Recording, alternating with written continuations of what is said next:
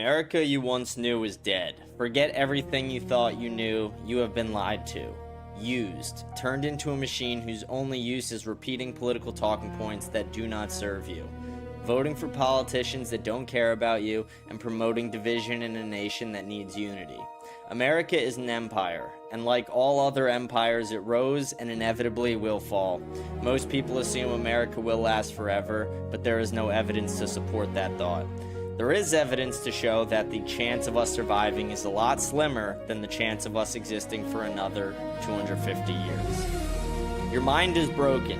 Andrew Tate famously said when asked about the easiest way to accomplish physical goals. He said this to convey the truth that anything that is valuable is difficult to achieve, but worth it. The mind of America is broken. The older generations have turned selfish, the younger generations feel contempt, the middle generations are lost, and the middle class has disappeared. $100,000 a year was once a respectable salary, a goal for most. Now it is not enough to qualify for a mortgage. Boomers have made home prices so unaffordable that Gen Z has stopped even thinking about it as an obtainable goal. Blackstone and other private equity companies have been investing in the single-family home market for years now, and we are starting to see the impacts of this in our country. Rents and mortgages have skyrocketed, which has halted home sales. The actions of the boomers and the private equity companies has left an entire generation behind. Older generations don't understand our generation at all. They think we don't work and don't study like them because we are lazy, when in reality our school systems are harder and less rewarding than ever before, and working accomplishes nothing more than survival for most. My grandfather bought his first house for the equivalent of 10 chickens. He worked barely minimum wage and was able to provide for himself, my grandmother, and 3 children. Over time, he made more and became more successful, but his path to success would be impossible in today's day and age. If you worked minimum wage today for 40 hours a week, that would be $290 a week before tax, $1160 a month, or a little less than $14,000 a year. If that was your salary today, you would be homeless and relying on government benefits to survive. If you saved 20% of each paycheck to save for a home, it would take you over 10 years to save up for a down payment, and you wouldn't even get accepted for a mortgage. The idea of owning a home and raising a family in it is the real American dream, and it is dead. Your average high schooler will be told 1,000 times before graduation that if they do not get into a good college and get good grades, that their life will be impossible. We send our youth to universities across America, and the kids who choose to not go seem to be far ahead of the students in life. There are about 5 college majors that are worth it and have a solid return on your investment. And when you look at the most popular college majors, they are some of the least profitable majors with little to no job opportunities. Another stat is that over 50% of people end up getting a job in a field they didn't even study for. So people are taking out student loans with incredibly high interest rates to end up not even using their degrees. 90% of the degrees are essentially worthless, and with the looming threat of AI, robotics, and labor shortages, the other 10% could be on the chopping block soon. This is our reality. We are a generation completely left behind, stripped of our futures before they even start, forced to work to survive but never thrive. The boomer mind cannot comprehend why our minds are the way they are. They can't understand why we feel contempt. They grew up in a world where you meet someone in your town, married them, bought a home, and started a family.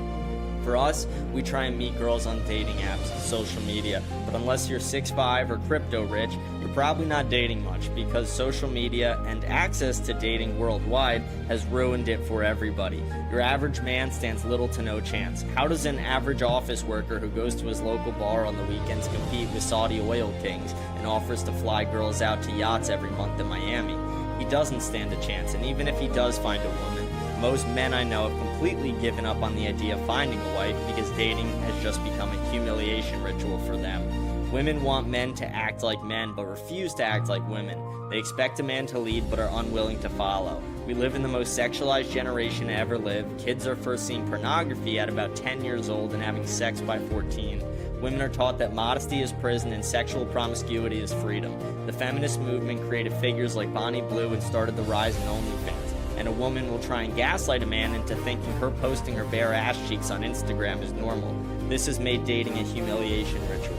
Women once respected themselves, but now they choose to keep their private parts in public. Women now sexualize themselves for money and complain about how sexualized they are. Women are a massive part of the problem. The female mind was not meant to lead. Females are trying to girl boss their way through life instead of finding a man to lead, protect, and provide. This has led to the collapse of marriage and birth rates. Men don't want to settle. Being a woman is easy. You have value just for existing. Even a fat woman will get attention from black guys. Most men don't have that. You need to earn your value as a man through work and determination. And no man of value wants to settle for some girl boss who has had sex with over a dozen guys she doesn't even know. For men, you work and save with the idea of having what your ancestors had before you, only to realize that it is not an obtainable goal anymore. You won't find a woman like your grandma because they don't exist anymore. Your grandma was taught recipes and modesty by her mother. Your girlfriend was taught how to cheat and not get caught by call her daddy. The generational divide is incomprehensible for older generations. They assume things are more or less similar to how they experienced it and don't care to learn about the challenges our generation has faced.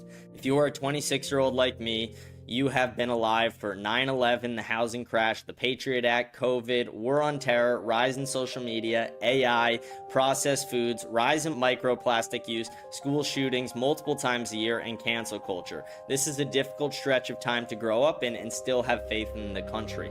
My generation has been put under a microscope. Every action you take is recorded forever. Our devices track us, the companies sell the data, and our private lives have become all too public.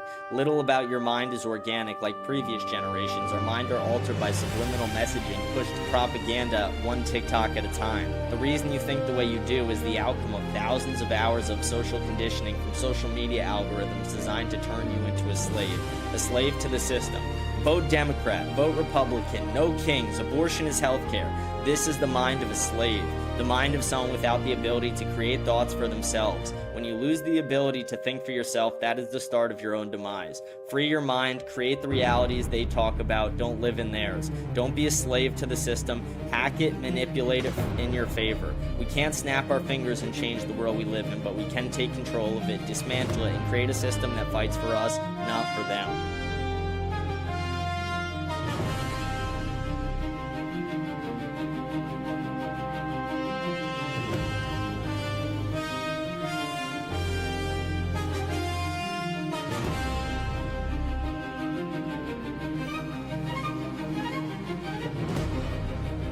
Be proud to be white. The American education system is a joke. It's no longer education, it is indoctrination. We send our kids to schools to become mindless zombies, compliant in a system that doesn't even like them. You are taught about the Holocaust and slavery, followed by the KKK and Jim Crow, and everything is taught in a way to deter you from being proud of who you are, to stop you from understanding your ancestors, to halt a true educational journey to persuade you to pursue an interest in a narrative that inevitably leads to your own demise. We grew up in an era of Black Lives Matter and reparations. White lives have been treated like villains in the society that we built, told their voices are less than, silenced, mocked, and shamed. But this is exactly what the school system set up from the start. They taught you that if you are white and proud, you will inevitably become a Nazi or a Klansman. They taught you that every culture is beautiful and has things to offer, but when they talk about white culture, it is colonialism, rape, and school shootings. If you are white, your application is put on the bottom for jobs and for colleges. You automatically have white privilege no matter your real circumstances. And want to know the best part of it all? White women have been some of the biggest voices behind attempting to silence white men and promoting multiculturalism. Instead of white women being proud of their heritage, they mock it. They feel ashamed. The female mind is an emotional labyrinth. It's a maze no one has figured out how to navigate, but the volatility of emotions has led to depression, self-hate, and cultural self-rejection. We live in a period of time with the most oppressed group of women to ever exist. Over 50% of women under 30 are on some form of antidepressant medication, altering their minds and critical thinking skills, dulling their emotions, turning them into mindless bastards. What's the best way to convince an entire race that they should not be proud of who they are and they should celebrate the idea of their own race going extinct? Get everyone jacked up on antidepressants and take away their ability to think for themselves. This is exactly what has happened to us. We've been enslaved. White women vote for the policies that expedite white replacement in America and refuse to procreate with anyone that can't convince to join their cause.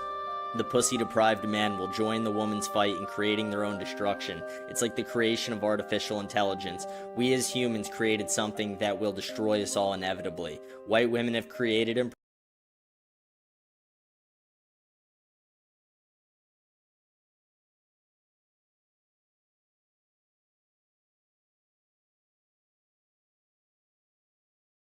America, we are back, baby. Welcome to another episode of America Unfiltered. Glad to be back with you guys today on Thursday. We got a exciting show for you guys today. I'm extremely excited. I don't know about you guys. I've been waiting for this debate since the moment Fishback announced his campaign. This guy is the greatest debater in Florida. This is going to be straight BTA, just belt to ass all day long. Fishback is going to be putting belt to ass for however long this debate goes, and I'm here to report on it live with you guys. Very excited to be back with you.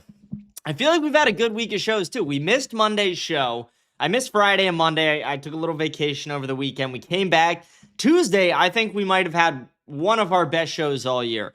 Yesterday, again, I feel like it was, probably not the most informative show, but a fucking hilarious show. I've heard many people reach out about it.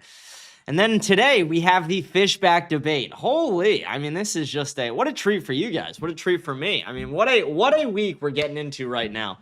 This Fishback debate should be starting momentarily. It said 6 p.m. start time. I'm just refreshing the Valuetainment page because that's who's supposed to be hosting it. Jerp, God bless you, buddy. Thank you, Jerp. One gifted sub. Much appreciated. God bless you, Jerp. He said, to make up for the DoorDash rape. Okay, to be honest, that wasn't my DoorDash order. That was my buddy's. I was on the phone with my friend, and we were playing an Xbox game, and he was like, I'm going to go out to get lunch. And then he's like, actually, fuck it. I'll just DoorDash. $4 worth of food, $20 total because of the $15 and change worth of fees. Okay, it's the most Jewish... They're saying it's the most Jewish thing of all time. They're saying that it is the most Jewish thing to ever happen in existence. So, yeah, it wasn't me. To be honest with me, I don't even have the DoorDash app. I stopped DoorDashing years ago because it's a waste of money. It's a waste of money to order DoorDash.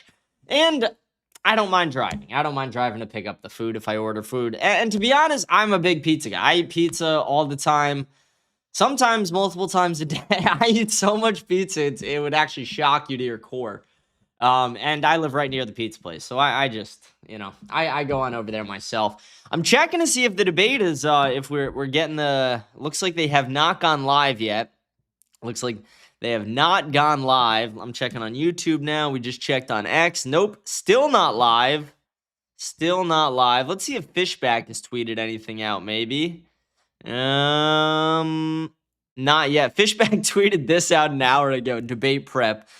I love Sosa by Chief Keef. This guy is just a W all around. Fishback truly is the fucking man. I'm so excited.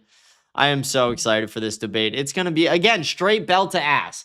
Straight belt to ass. If you ever wanted to see some people just get used and abused, this is right here. This is your moment. You're about to see Fishback literally rape these people on the debate stage. And here's the thing, Byron Donalds is not there. Let's see if his assistant's still in his office. Let's give Byron Donalds office a ring real quick.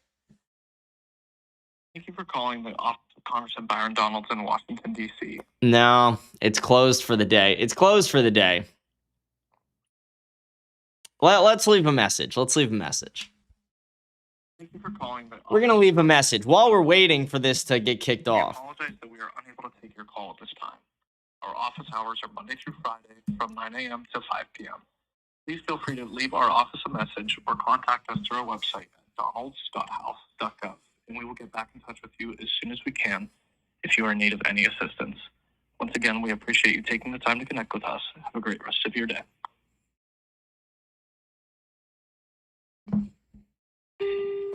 Hey, Byron, the debate's starting. Where are you at, brother? The debate's starting. Where are you at? Are you just too much of a coward to show up? The debate's starting right now. It's hosted by your good friend, Patrick Bet-David. Why are you too much of a coward to show up? I really want to know, considering my tax dollars fund your salary, and you're the most ineffective congressman of all time. You have insider traded, cheated on your wife, been arrested multiple times, haven't done anything while you're in Congress except waste my tax dollars on your salary and continued insider trade. So, just curious, where you at, Byron? Are you going to show up today? Will you be there? All right, that's the message we left for his office. Okay, his assistant will get to that in the morning, hopefully. I call Byron Donalds' office like once a day just to fucking fuck with the assistant. It's fun. It's fun. You could just do that. People don't realize you can just call your congressman. Their numbers are publicly available. Their numbers are publicly available. You can just call these people and let them know what you're thinking. Let them know how you feel about them. All right, come on. Valuetainment. Let's get the what the fuck is going on here? 6 p.m. Eastern time debate. Okay, well, it's 6:04, fuckface. What is going on? Like, what is going on? They even, like, tweet this out earlier today. They're like, okay, 6 p.m. Eastern time. Yeah, see, I'm not even getting it. Oh, wait. Is this going to be it? Let's see. Why is it not letting me click that link? Why can't I go to fucking YouTube? Wait. Doors open at 5 p.m.? You're telling me I could have went to this? I literally tried to figure out how to go to this, and nobody was getting back to me on this.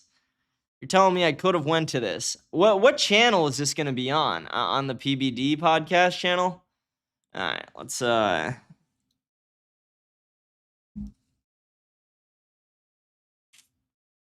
right, well, we're just waiting on this to start. We're waiting on this. We are waiting. I'm putting in the live chat. We are waiting.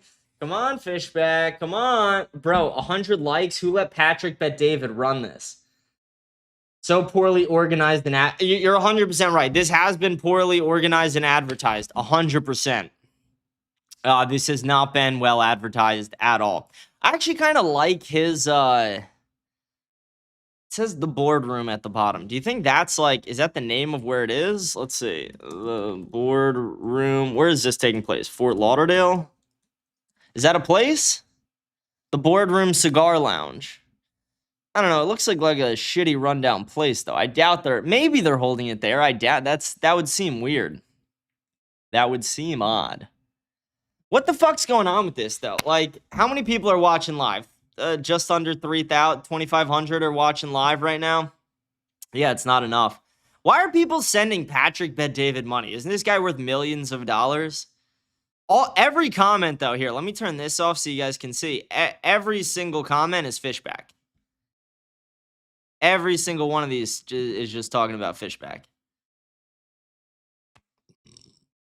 But yeah, we're just waiting for this to start at this point. This is kind of ridiculous. You know, what are we on? Black people time today? Patrick Bet-David, what's going on? I know you're a minority, but you can at least start on time. I mean, you don't have to be that stereotypical. This is kind of ridiculous. This is kind of ridiculous. At Jerpshirp, thanks for the DoorDash refund. yeah, Jerpshirp. That was Los Fan 1234's DoorDash order. That was his DoorDash order. Okay, well, do we just go on You Mingle until this starts? Like, what do I do till this starts? Do I just do You Mingle till it starts? Whatever you guys want. If you guys want me to just monologue, I'll do that. If you want me to go on You Mingle, I'll do that. You know, it's up to you guys. I don't know when the fuck this was supposed to start at 6:07. We're on Black People time today. You can keep it to cover the parlay. Yeah, Lowe's fan also gave me he said, can't lose parlay. Yeah, fuck you. Fuck you. It lost. It lost. EHC's back in chat. Oh, Jerpshirp. Okay, well that makes up for the parlay. Thank you, Jerpshirp. God bless you, brother. We love Jerpshirp. He's the man. What do we do? Do we do You Mingle while we're waiting here? Is that what we do? Do we just do some You Mingle for a minute?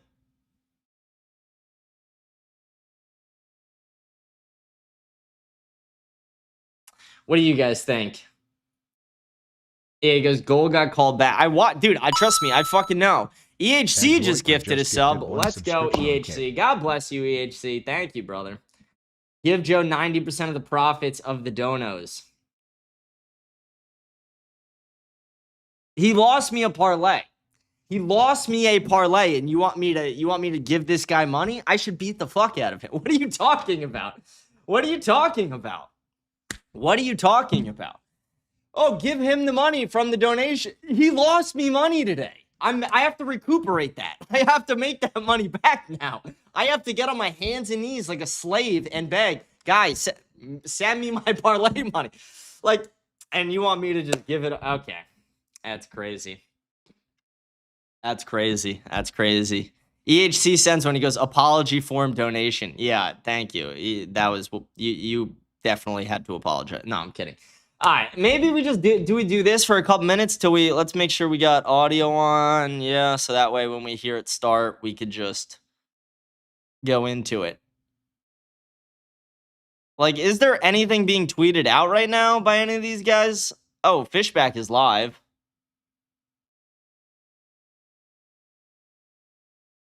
Fishback is just rebroadcasting. Fishback's just rebroadcasting. Okay, so it hasn't started yet. Has not started yet. All right, let's run like a quick. Yeah, let's run a quick you mingle, right? A quick you mingle debate. Always typing. You fucking dumbass. Why do you guys look like you're not from Canada but invaded? What? Excuse me? How many of your parents were born in Canada? What are you talking about? You know what the fuck I'm talking about. The fact that just you guys gifted shouldn't one be there. You're not subscription real on K. Canadians. What the fuck? Yeah. What the fuck? Stupid bitch. Oh, wow. Oh, damn. She was kind of fat. I was gonna... Yo, it's we got a 5 black PM. guy. Oh, damn. That was a fun dynamic. Let's get an American. Hello. You like Trump? Yes, sir. Can we talk about it for a minute? Of course. All right, let's hear. Let me get these on for a second. So you got a show? I do. You're live on it right now. Okay. All right, so let me ask you. Well, do you think... Are you Jewish, by the way? No, I'm Muslim. You're Muslim. I'm Afghani and Pakistani. Huh. Okay, tell me why you like But Trump. I was born and raised here, though. Tell me why you like Trump. Tell me what, I'm sorry? Why you like Trump. Because number one, I just feel like being a Muslim American, the Democrats show up in our community and pretend to give a fuck about us, but they don't. Okay, so what do you think of Laura Loomer or like Randy Fine who tweet out that like Muslims are dogs and we need to get them out of the country? But Trump banned Laura Loomer from his events. Laura Loomer sucks Trump's dick and is publicly She bragged tried, but about Trump it. doesn't accept her. They talk on the phone regularly. Immediately following the Iran bombing, Donald Trump called Laura Loomer as his first call to literally, bask in her Trump's praise. campaign banned her from all the events. Okay, so you support Trump even though Trump is the most Jewish president of all time, and it is the Jewish nation that is going at but you your do country. realize 70% of Muslims in America voted for Trump. You do realize that, right? Yes, I do, because most Muslims have right-wing values. Most Muslims are against abortion and against most of the things that, like transgenders, stuff that the left is for. It's not that they're pro-Trump, it's that they're anti-liberal. Okay, but like you do realize Trump went to the biggest Muslim majority city in America. He went there, and then the mayor. You know who Amir Ghalib is? Do I know who is? Amir Ghalib. You sound like you have peanut butter on the roof of your mouth as you're saying that. Amir Ghalib. Or okay, you can write it down, and you can look him up later. I'm either but retarded or I just can't understand what you're saying. Can anybody understand what this guy's saying? Okay. Okay. I mean, the other thing is, do you support the Second Amendment? Yeah. Do you support AR-15s? Yeah. Do you support constitutional carry? Yeah. Exactly. I mean, that's the other reason why I support Trump. Okay, but Trump isn't doing anything he promised. He was the president of No New Wars, went to war with Iran. He was the president of transparency, failed to release the Epstein, JFK, 9/11 stuff, didn't do almost any of it. We literally had to get Congress to force him out of the Epstein stuff, and he still hasn't released 3 million of the files. He has supplied over $100 billion to Israel since he's been elected. His deportation numbers are almost nothing. I mean, I'm against Israel too. That. I agree with you everything about Israel. Okay, here's the thing. I love Trump, but I don't agree with his Israel support. That's the only thing that I have a disagreement with. But that's what he's elected for. Miriam Adelson got him elected by giving him $250 million. Miriam Adelson is an Israeli first Jew. I mean, okay, but I don't. Okay, here's the thing. I love Trump. I don't agree with him on everything. Why do you love Trump? Because Trump literally. Wait. I gotta go. That's the debate. I gotta go. Gubernatorial debate. Make some noise, everybody. Okay, but it was nice talking. Hey, what's your channel? Crowd here. Fuck you. We're gonna have a good time together. Going to the debate. Fuck that guy. Debate time.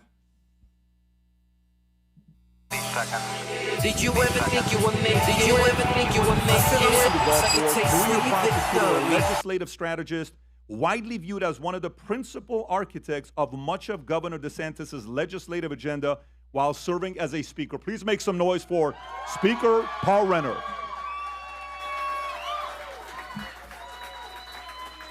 I really quickly just want to say that guy was a fucktard.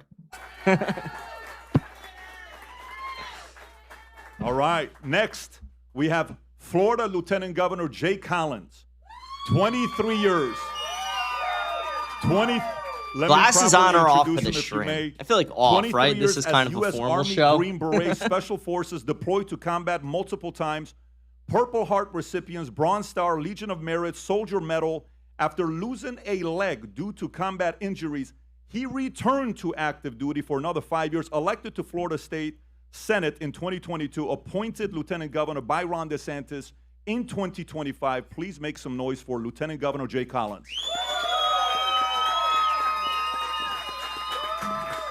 Thank you.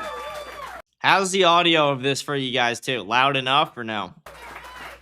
Let me know And in the last chat. but not least, we have businessman and investor James Fishback, founder of Azoria Partners, an outsider in the race who has made a name for himself in record time, became one of the highest profile first-time candidates in recent memory, a social media sensation with a following among younger conservative voters and endorsement from major media figures. Give it up for James Fishback. EHC says make it full screen. James, might great be to able have you to. here as well. Gentlemen, are you okay if I address you by your first name? Is that okay with you? Thank you for your permission. With that being said, let's address the elephant not in the room, Byron Donalds. Byron Donalds and I have had multiple conversations. I told him I'm going to be saying this, so when he's seen this, he knows. He and I talked about this. I invited him multiple times. I said, Byron, I suggest you be here. I agree with the governor. You ought to be on the stage debating. He says, Pat, What is his size? I got $100 million I've raised. 10 times everybody combined together, I'm at 48% to 58%. If anybody gets to double digits in approval rating as far as candidates goes, I will entertain debating. But till then, I'm not showing up. So that's Byron Donalds. Anybody watching this, Byron Donalds is your a job is to help. sackless coward. Byron Donalds is a pussy of an individual. He's a disgrace to all of Florida. Your candidate get to double digits, so he will be on the stage with him, and that's on you to do so. So with that being said, let's get right into it. Gentlemen, again, thank you so much for making the time to come here. There were a lot of people said, oh, he's not going to show up, or this person's not going to show up, or that person's not going to show up. I applaud all three of them for keeping their word. Please make some noise for the candidates for showing up. All right, so let's get right Why are into we it. Gentlemen, applauding each people of you for get showing a up? Bare minimum. 90-second opening statement. Paul, we'll start off with you, please. Thank you, Patrick. Good evening. And Patrick, thank you for hosting this debate so voters have a chance. Please. Thank you, Patrick. Good evening. And Patrick, thank you for hosting this debate so voters have a chance to make an informed decision in this election. I want to recognize my wife who's in the audience, Adriana. We are the proud parents of a 6-year-old daughter and a 4-year-old son. And I got to tell you, being a parent of young children is perfect preparation for dealing with some of the politicians over in Tallahassee. And also, I want to thank everyone who's listening tonight, and I look forward to earning your vote. As Florida goes, so goes the nation, and we need a governor who is a battle-tested leader. At age 23, I was a young officer navigating through mine-infested waters, and I led a small boat team to destroy those mines. 20 years later, as a commander in the Navy, I led a team to stop foreign fighters from coming into Afghanistan to kill Americans. I was also tested back here at home as a state prosecutor trying habitual and violent habitual offenders to protect our communities. I've started my own business, been a partner in another business, and most recently led the Florida House as Speaker. Voters want a proven leader who can deliver results. Governor DeSantis described those 2 years that I led as unmatched. And when I led the Florida House, conservatives won every battle.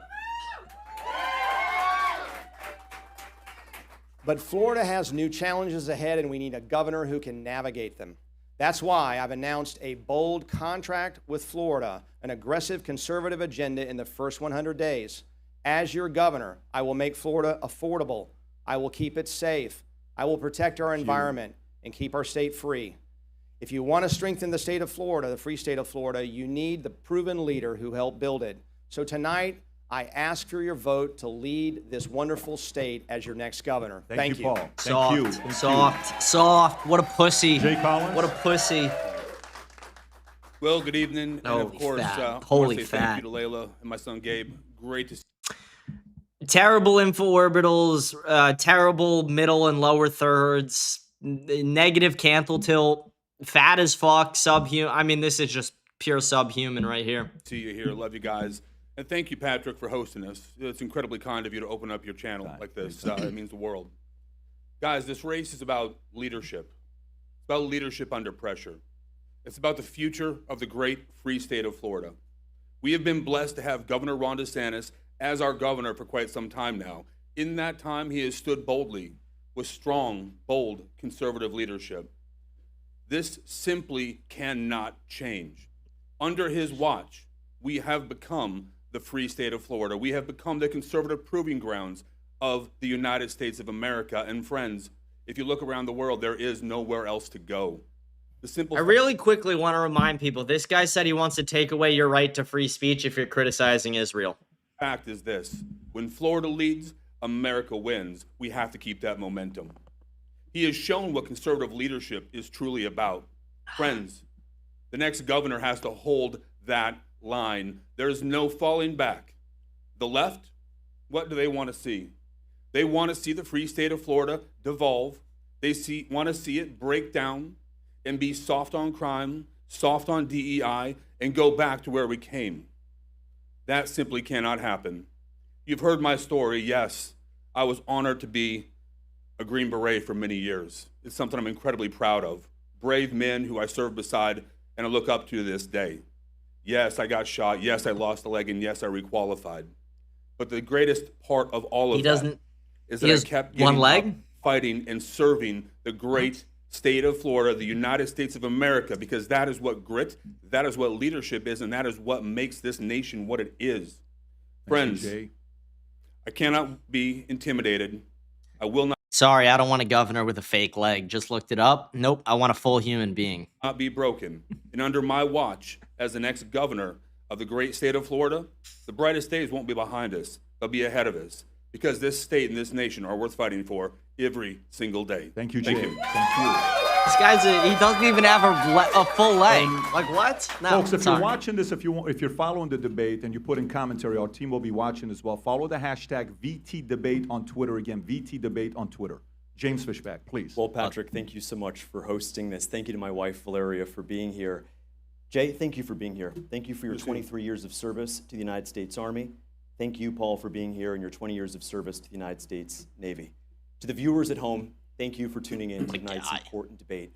Let me start by getting one thing off my chest. If Ron DeSantis could run for a third term as governor, I would not be in this race because Ron DeSantis is the greatest governor in Florida history. The guy is he's incredible. Let's go. When teachers went woke, he fired them. When Soros prosecutors went soft, he removed them. And when Anthony Fauci and Joe Biden tried to shut us down, mask us up, what did Ron DeSantis do? He stood and fought for our freedoms. Fuck yeah. As the 8 years close on this incredible man's legacy, there are a new set of challenges on the horizon. Experimental data centers, sky-high property tax and property insurance, and most importantly, the education and future of the next generation. I am in this race to do two things: to preserve Governor DeSantis' extraordinary legacy and to fight to make our state more affordable. This July 4th will be a special one because 250 years ago. Anyone notice how the first two people spent the whole time bragging about their own accomplishments? Fishback doesn't give a fuck about that. He tells people what he's going to do. Let's go. Brave men stood up and said enough was enough. Let's honor them.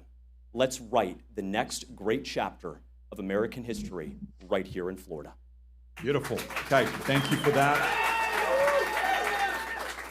If each of you can take 60 seconds and share with the audience, with the voter here, what the top three issues are for you in the order from third to first, which the top three most important issues are to you. Jay, I'll come to you first. Look, as I've traveled around the state, I have been from big city to small town, And the number one thing that comes to our ears is affordability. It's about the economy. Number two is about safety and security. And the last thing is education, because the simple fact is this: what we teach our children today. He said go is the reality 3, 2, of our 1, state not and 1, nation 2, 3. tomorrow. Fucktard. We can't afford to fail on those three things. Those were your three? Okay, beautiful. Paul? Well, I would also echo affordability. If I go and speak to a pastor's breakfast, they want to talk about affordability. A homeschool mom's affordability everywhere you go. And we have become a victim of our own success with prices going up, with everybody moving into the state. That's number one. I would also say we have to fight public corruption and enforce public safety. We see what's happening in blue states across the country, and it's unacceptable. We have been an oasis of safety when it comes to our public safety here in the state of Florida. And finally is preserving our constitutional rights and freedom. We are the free state of Florida. We need to not only protect it, but also strengthen it. Okay, James, how about yourself? The three issues for me that are most important are this. Number one, Ron DeSantis gave us a 50-year low in crime, and it wasn't by accident. Crime's down, prosecutions are up, because Ron DeSantis did the radical thing that CNN and MSDNC won't talk about, is we're going to back the blue every step of the way. That's the first thing. Number two, we have a real problem with these so-called experimental data centers. I'm sorry, we are not going to build a 2 million square foot facility in our neighborhood that Mark Zuckerberg is going to use to become a trillionaire. The same exact experimental data center that will drive up your electric bills, jeopardize our water supply, and is so loud and noisy that you will hear it 24 hours a day, 7 days a week, 365 days a year. I want to be clear. I am not going to regulate data centers. I am not going to reform data centers. As governor, I will reject and remove every experimental data center in our state. Okay, Let's and go. we're going to address that as well with data Well, centers. that was just two. Go for it. Here's the last one. The last one, you don't need a history book. You don't need a time machine. The last one is happening right now. There is a movement in our country that calls themselves democratic socialists, but let's call them what they really are. They are communists. The mayor of New York is telling people who are sweating during the worst heat wave, telling kids and our senior citizens that they dare not touch the thermostat. We will never forget what communism really is. Our neighbors in Cuba know that, and we must fight the wickedness of communism, no matter what the Democrats call it today. I bet we're going to see a slightly different side of Fishback tonight, and I kind of realized it during that answer. Because on social media, it's such a different angle. But I bet you're going to see like a little less pandering towards, not pandering, but a little less marketing towards the Groypers and America First people, and more just to everybody. You're going to see him, pitch to the old people, the young people, black, white, all races, all ages. We're going to see a slightly different side of him, which I'm excited for here. And for the audience, if you're watching, the temperature here are 68 degrees. That's where we have the AC, just to make sure we're going to be fine. So since affordability was number one for all of you, let's get right into affordability. And we're going to have some fun here as well. We're going to have some items that are going to come up. We're going to play a game to see who knows more about affordability than the other. It'll be a little bit entertaining, and we'll address some important issues. But let's start off with affordability. Playing games? And James, I'll come to you first here. Let's talk about homeowners insurance, which is a big issue. Between 2020 and 2024, more than 12 insurance companies cut back coverage in Florida or left completely, including State Farm, Allstate, Farmers, and Progressive. Now Florida has the highest property insurance rates in America. As governor, what specific immediate steps will you take to lower insurance rates and make housing affordable again? Patrick, it's a great question. And it's one that we have to fight with a very simple idea called capitalism. If you're the only Dairy Queen in the middle of a desert, you can charge whatever you want for soft serve. What we have to do is bring in a Baskin Robbins, bring in a Carvel, bring in a Cold Stone. You might even bring in a McDonald's, Jay, if the ice cream machine were working that day. What does that competition do? It brings down prices. The fact that 12 insurance companies have cut or left the state entirely is exactly why insurance rates have gone up. As a business guy, I'm going to call those CEOs myself and ask them, what is it going to take for you to come back to our state? How can we reform these laws? But here's the thing. Insurance doesn't just come down to price. It also comes down to coverage. For the Florida families who went through Michael in 2018, Irma in 2017, or Wilma in 2005, know this: when a hurricane hits, you will not have to hunt down and recruit a lawyer to get paid from your insurance company. I will stand up to insurance greed in our state. Paul, how about yourself? Yeah, Thank you. well, I have some unique receipts on this issue because as soon as I became speaker, we went into special session to take two special interests, the billboard lawyers who are driving up rates as a litigation hellhole in Florida, as well as the insurers, and we said, let's focus on the consumers. And by doing that, we saw auto rates go up 30% before I was speaker. And since then, auto rates are going down in one state in America. That's this state. Now, homeowners insurance is a little bit more stubborn, but we have seen dozens of new insurers come into the market when before those reforms, they were going out of business, dropping coverage. But here's what we can do. We can make sure to eliminate and suspend the tax on homeowners premiums. We can end the rapid cash, what's called the rapid cash buildup, which was done at a time when our catastrophic fund was broke. Suspend that for a while and also allow that CAT fund to come down and handle smaller storms than what they're handling right now. All three of those and some other reforms we can make will lower the premiums by up to 20%. And we'll do that in the first 100 days as part of my contract with Florida. Fantastic. Make some noise. Thank you, Paul. Jay, how about yourself? All right. Thanks, Patrick. Look, you've heard similar answers here, and it's very simple. Under Governor Ron DeSantis, Bro, is this fatty already sweating? Holy. We continue to work towards it. Look, at one point we were down to one insurance company. It was very, very tough. Many of us worked day and night trying to figure this out, move it forward, and bring more insurance companies in here. Yes, we spoke to CEOs. Yes, we spoke to economists. And yes, we pushed everybody. The number one thing that drove that was rolling back tort reform. Guys, what we did with tort made a huge difference. The number one thing you can't do is fall back. We cannot cede ground to the trial bar. It can never happen on that. Not now, not ever. The rates will skyrocket. We have to make sure that we look at things like permitting and impact fees. Right now, those are things that we can actually solve on the ground.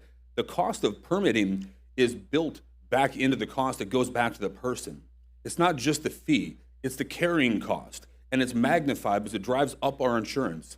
But it's incredibly dangerous when coupled with that FEMA 50% rule, where homes are being lost, when homes are being torn down. And the last thing is this: we understand that we have hurricanes. We understand that there are problems in this state, and that's why we have been leading the nation on property tax reform. And in our administration, we have done that. The language in front of us will bring back property tax relief to our people. We have to make sure we put money in people's pockets. We continue to fight to drive those costs down. And yes, we're going to hold insurance companies liable. We're going to hold attorneys responsible. And we're going to make sure we prioritize the welfare of our people over everybody else. Jay, question for you in regards to... His answer literally just made zero sense at all. If you actually said, like, anybody watching, go re-listen to that. That made no sense at all. None of that made sense. You know, what we can learn from California, because a lot of insurance companies also left the state of California. Florida and California, this is one thing we have in common, both states. What do you do? Because insurance companies have to also make a profit. Mm-hmm. How do you make it profitable for them to come into the state, at the same time keeping it affordable for families? Well, I'll tell you, Patrick, look, we love the free market, right? I'm certainly not allergic to money, nor should anybody here on this stage or in this audience be. You got to really take hold of the crime and the fraud that's going on in the community. We actually have very strong laws. We've worked diligently, but you've got to go take care of that. Right now, roofing fraud, window fraud, windshield fraud on cars, those things are driving rates up, and that cost gets passed on back to the people. We got to make sure we take care of that. And ultimately, when you do that... He's panicking. Again, the answer, makes no sense. It's an answer, but it's not answering the question. You are proving Fishback right. Thank you, Jay Collins. These people are fucking idiots. That's going to make the cost go down. Fat subhuman will be there, retard. And ultimately, it's going to make sure people have more money in their pockets long term. That's just one of many things. I think... Please, go ahead, James. Well, I think Jay is exactly right, that there is a fraud problem in this state, that when someone cheats their insurance company, especially illegal aliens in our state, when they cheat their insurance company after a storm, The insurance company does not pay that fraudulent claim.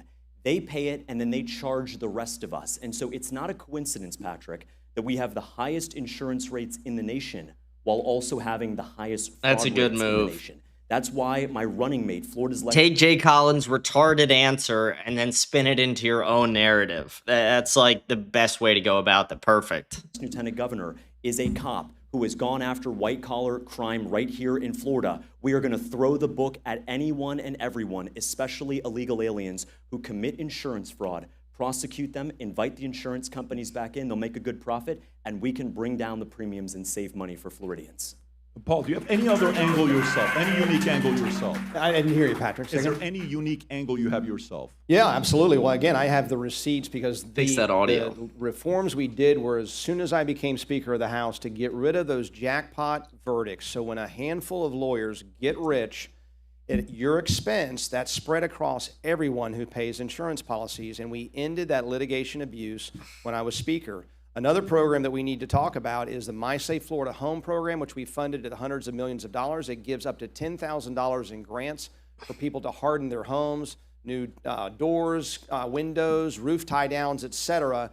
And it saves as much as $1,000 in premiums. And so these are practical steps that we can take that allow for insurers to come into the market. And that's exactly what's happened. And we're seeing the benefits of that 3 years on. Now, the plaintiff's lawyers, as soon as we passed the bill and before the governor signed it, went out and filed almost 300,000 new lawsuits under the old rules. And so it's like the big egg moving through the snake, and we have to wait for that egg to move through before we see those new rules fully take effect. So the good news is, even though we're several years on from those reforms in 2022 and the end of 2022, we're still seeing benefit to consumers. All right. Let's go to the next story. The next story I want to get to is housing costs, rents versus wages. A new report shows a Floridian needs to make $77,500 a year to afford an average two-bedroom rent of $1,940 without overspending. As governor, how will you ease this rent? That's so crazy. Holy fuck, that's so insane. You got to make 80 grand to afford a two-bedroom that's like 1,900. First of all, if you have a two-bedroom that's 1,900 a month, you're living in the blackest neighborhood in Florida. I mean, that's how you're living in the blackest parts of Florida if you're paying that low for a two-bedroom. Or you live extremely inland, but most of inland is like holy shit, that's just crazy to me. Wage pressure, so doesn't working sound families wrong don't now. spend most of their paychecks just on housing. James. It's always a question of supply and demand. Right now, it's no different than we were 10 years ago, except one major difference. Florida has 1.4 million illegal aliens in our state. The homes, the rental properties, the apartments that they are living in, the fact that Blackstone and BlackRock are buying up all this housing supply, 117,000 single-family homes are owned by private equity. Single-family homes are for Floridians. They're not for hedge funds. And so what we have to do is we have to prevent these large investors, foreign nationals, from buying up our homes, driving out Floridians who have built their life here, and that's how we can bring down costs. But I also want to touch on something as well, which is that it's not just the rent or the expenses that you pay every month, it's how much you make. How much money are you making today versus 5 or 10 years ago? We are staring down a crisis for the next generation. I met with a young man at Florida State University a couple months ago. He applied to 100 different positions at a company. And I won't name the company out of respect, but it was Amazon. And so he had a 4.0 GPA, computer science major. And Patrick, he can't get a job from Amazon because they told him, we're not hiring American citizens right now. They're just hiring H-1Bs from India, Pakistan, and China. To the 1,900 employers in Florida right now who are using H-1B foreign labor, I am warning you once and for all.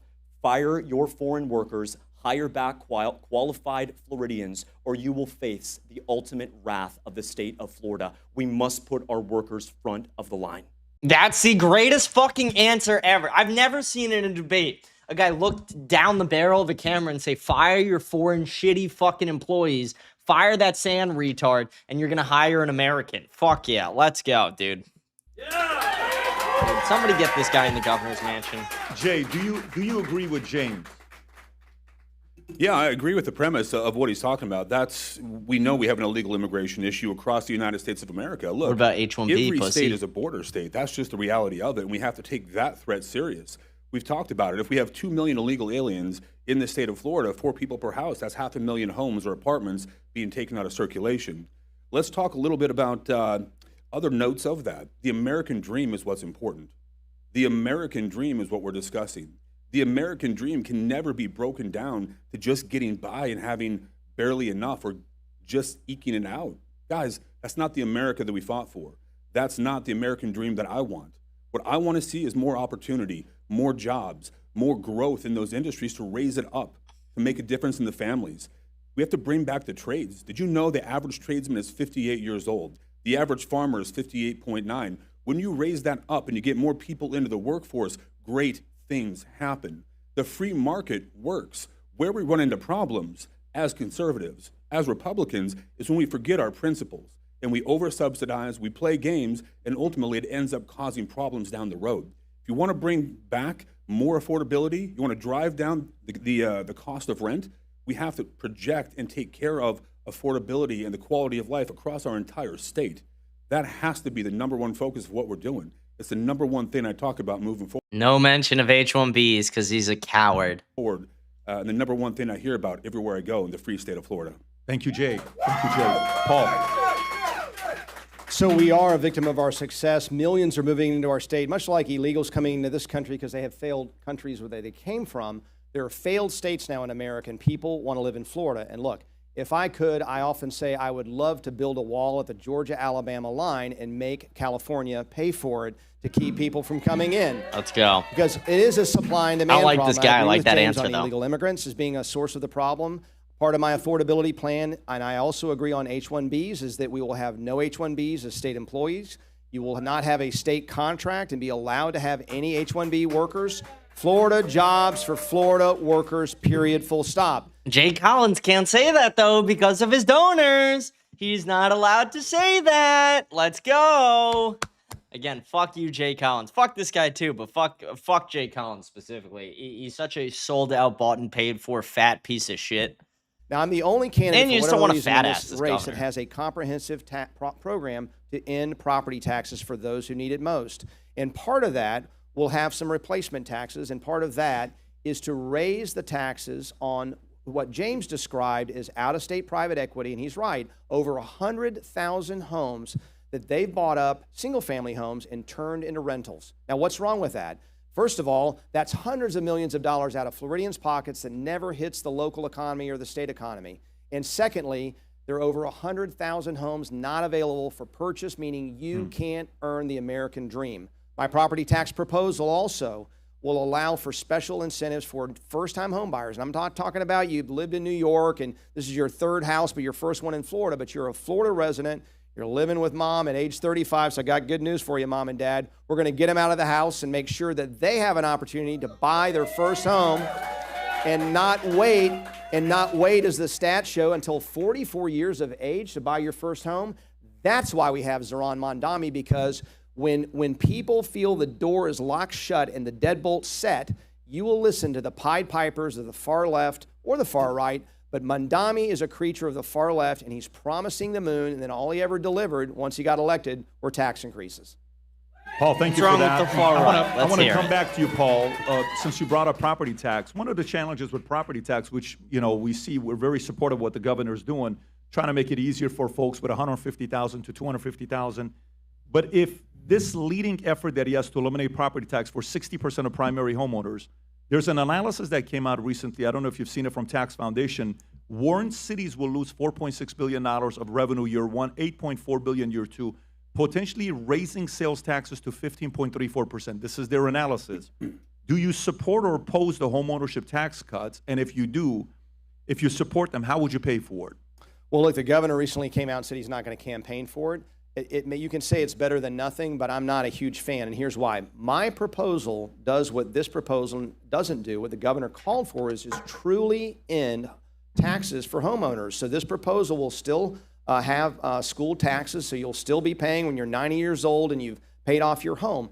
My proposal has a $1 million assessment on all taxes, So it will address 95% of homeowners and eliminate their homestead property taxes. We have help for small businesses, mom and pops, that will get a major tax cut, as well as help for renters. And we do that through a combination of savings. As conservatives, we should always save first. That means permanent DOGE in this state, not just local governments, but the state, the universities, special districts. You know, we spend, Patrick, over $200 billion of taxpayer money. Can we not save 10 to 20 billion out of that, less than 5 or 10% of the whole, so that we don't have to have replacement taxes? But my plan does provide for replacement taxes for those 911 services, police and fire. When you call 911, you want them there in 2 minutes, not 20. And so we have up to 20 plus billion, if we need it, in replacement taxes that's much less than the benefit. And we're going to do that by taxing people who vacation here and who speculate here. And I already referenced out-of-state private equity. Like, tourists will pay a little bit more. Major multinational corporations will pay a little bit more in tax fairness. That is how we'll do it. And we'll also seek a way to tax people who are coming into the state in a way that's constitutional, and take care of those, because I am running a Florida First campaign, which means all I care about are the men, women, and children who call Florida home, and those that are coming here to vacation or speculate here can pay as part of the bill. Thank you, Paul. Thank you, Paul. Okay. James, how about yourself? What's your position on property tax here? My position on property taxes? Yes. It's pretty simple. I don't support relieving your property taxes. I don't support reforming your property taxes. I support one thing and one thing only, and that is completely and totally abolishing property taxes in the state of Florida. Completely. Now I'm a business guy on the stage, so let me tell you how we do the math on it. It's pretty simple. In the last 5 years, property tax revenue in our state is up 76%. They're collecting, Patrick, 76% more today than they were 5 years ago. To the people watching at home, is your government doing a 76% better job? Are your roads 76% better? Your schools 76% better? Does anyone believe the DMV is 76% more efficient? No. So we got a problem.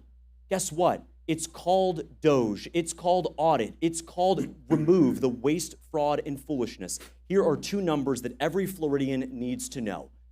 There is a $20 billion increase that 76% represents. The cost, Patrick, to make sure that no one in this... If Fishback talks about the fact that we have like $500 million invested in Israeli war bonds and he'll use that to help cover it, holy based. ...room, and no one watching at home who calls Florida home never pays a property tax bill again, is just $18 billion. So what we have to do is we have to get local governments like Broward County, Miami-Dade County, Orange, Osceola, Hillsborough, we have to get them to live within our means. Governor DeSantis just signed the state budget into law. It is the fourth year in a row that the state budget has actually gotten smaller, while Broward, Dade, and Palm Beach County waste more of your hard-earned money. Hire me as governor. I will go in there not with a scalpel, not with a rake. I'm going in there with a chainsaw, and I'm going to save billions of dollars and pass the savings on to you. Thank you, James. I was hoping to say the Israel thing, but hopefully it comes later. I appreciate it, Patrick. Yeah, look, this property tax bill was far short of expectations. In our administration, we talked very clearly about what we wanted to do. It's not all property tax, it's homestead property tax. Since 2019, we've seen $31 billion raised up to $61 billion in property tax. That's a significant shift. Have you seen the commensurate growth in roads, sanitation, education, law and order, fire departments? I don't think so. We know we haven't. We know that less than 30% of our property tax dollars in the state of Florida come from homesteaded property tax. The people in these cities and counties, y'all, they have a vested interest in maintaining what they have, in padding numbers, growing budgets, and growing positions. Very simply, if I can put it clearly, we don't have an income problem. We have a spending problem at the city and county level. That has to be stopped. Now, you've seen everybody here talk about DOGE and FAFO. It's accountability. We don't have responsibility. You can't have responsibility without accountability. And the simple fact is this. When I ran JLAC, which is a little bit of a crazy opportunity in the Senate and in the House, down in the basement, I had the opportunity to shut off funding for people who had external money from the state going to them. That's cities, that's counties. And here's why. You see, they had failed their audits. They hadn't returned them for years in some instances. And the simple fact is this. When we did that, do you know what happened when we took away their money? It was very clear. They got their audits in. You know who was at the front of the line the next year?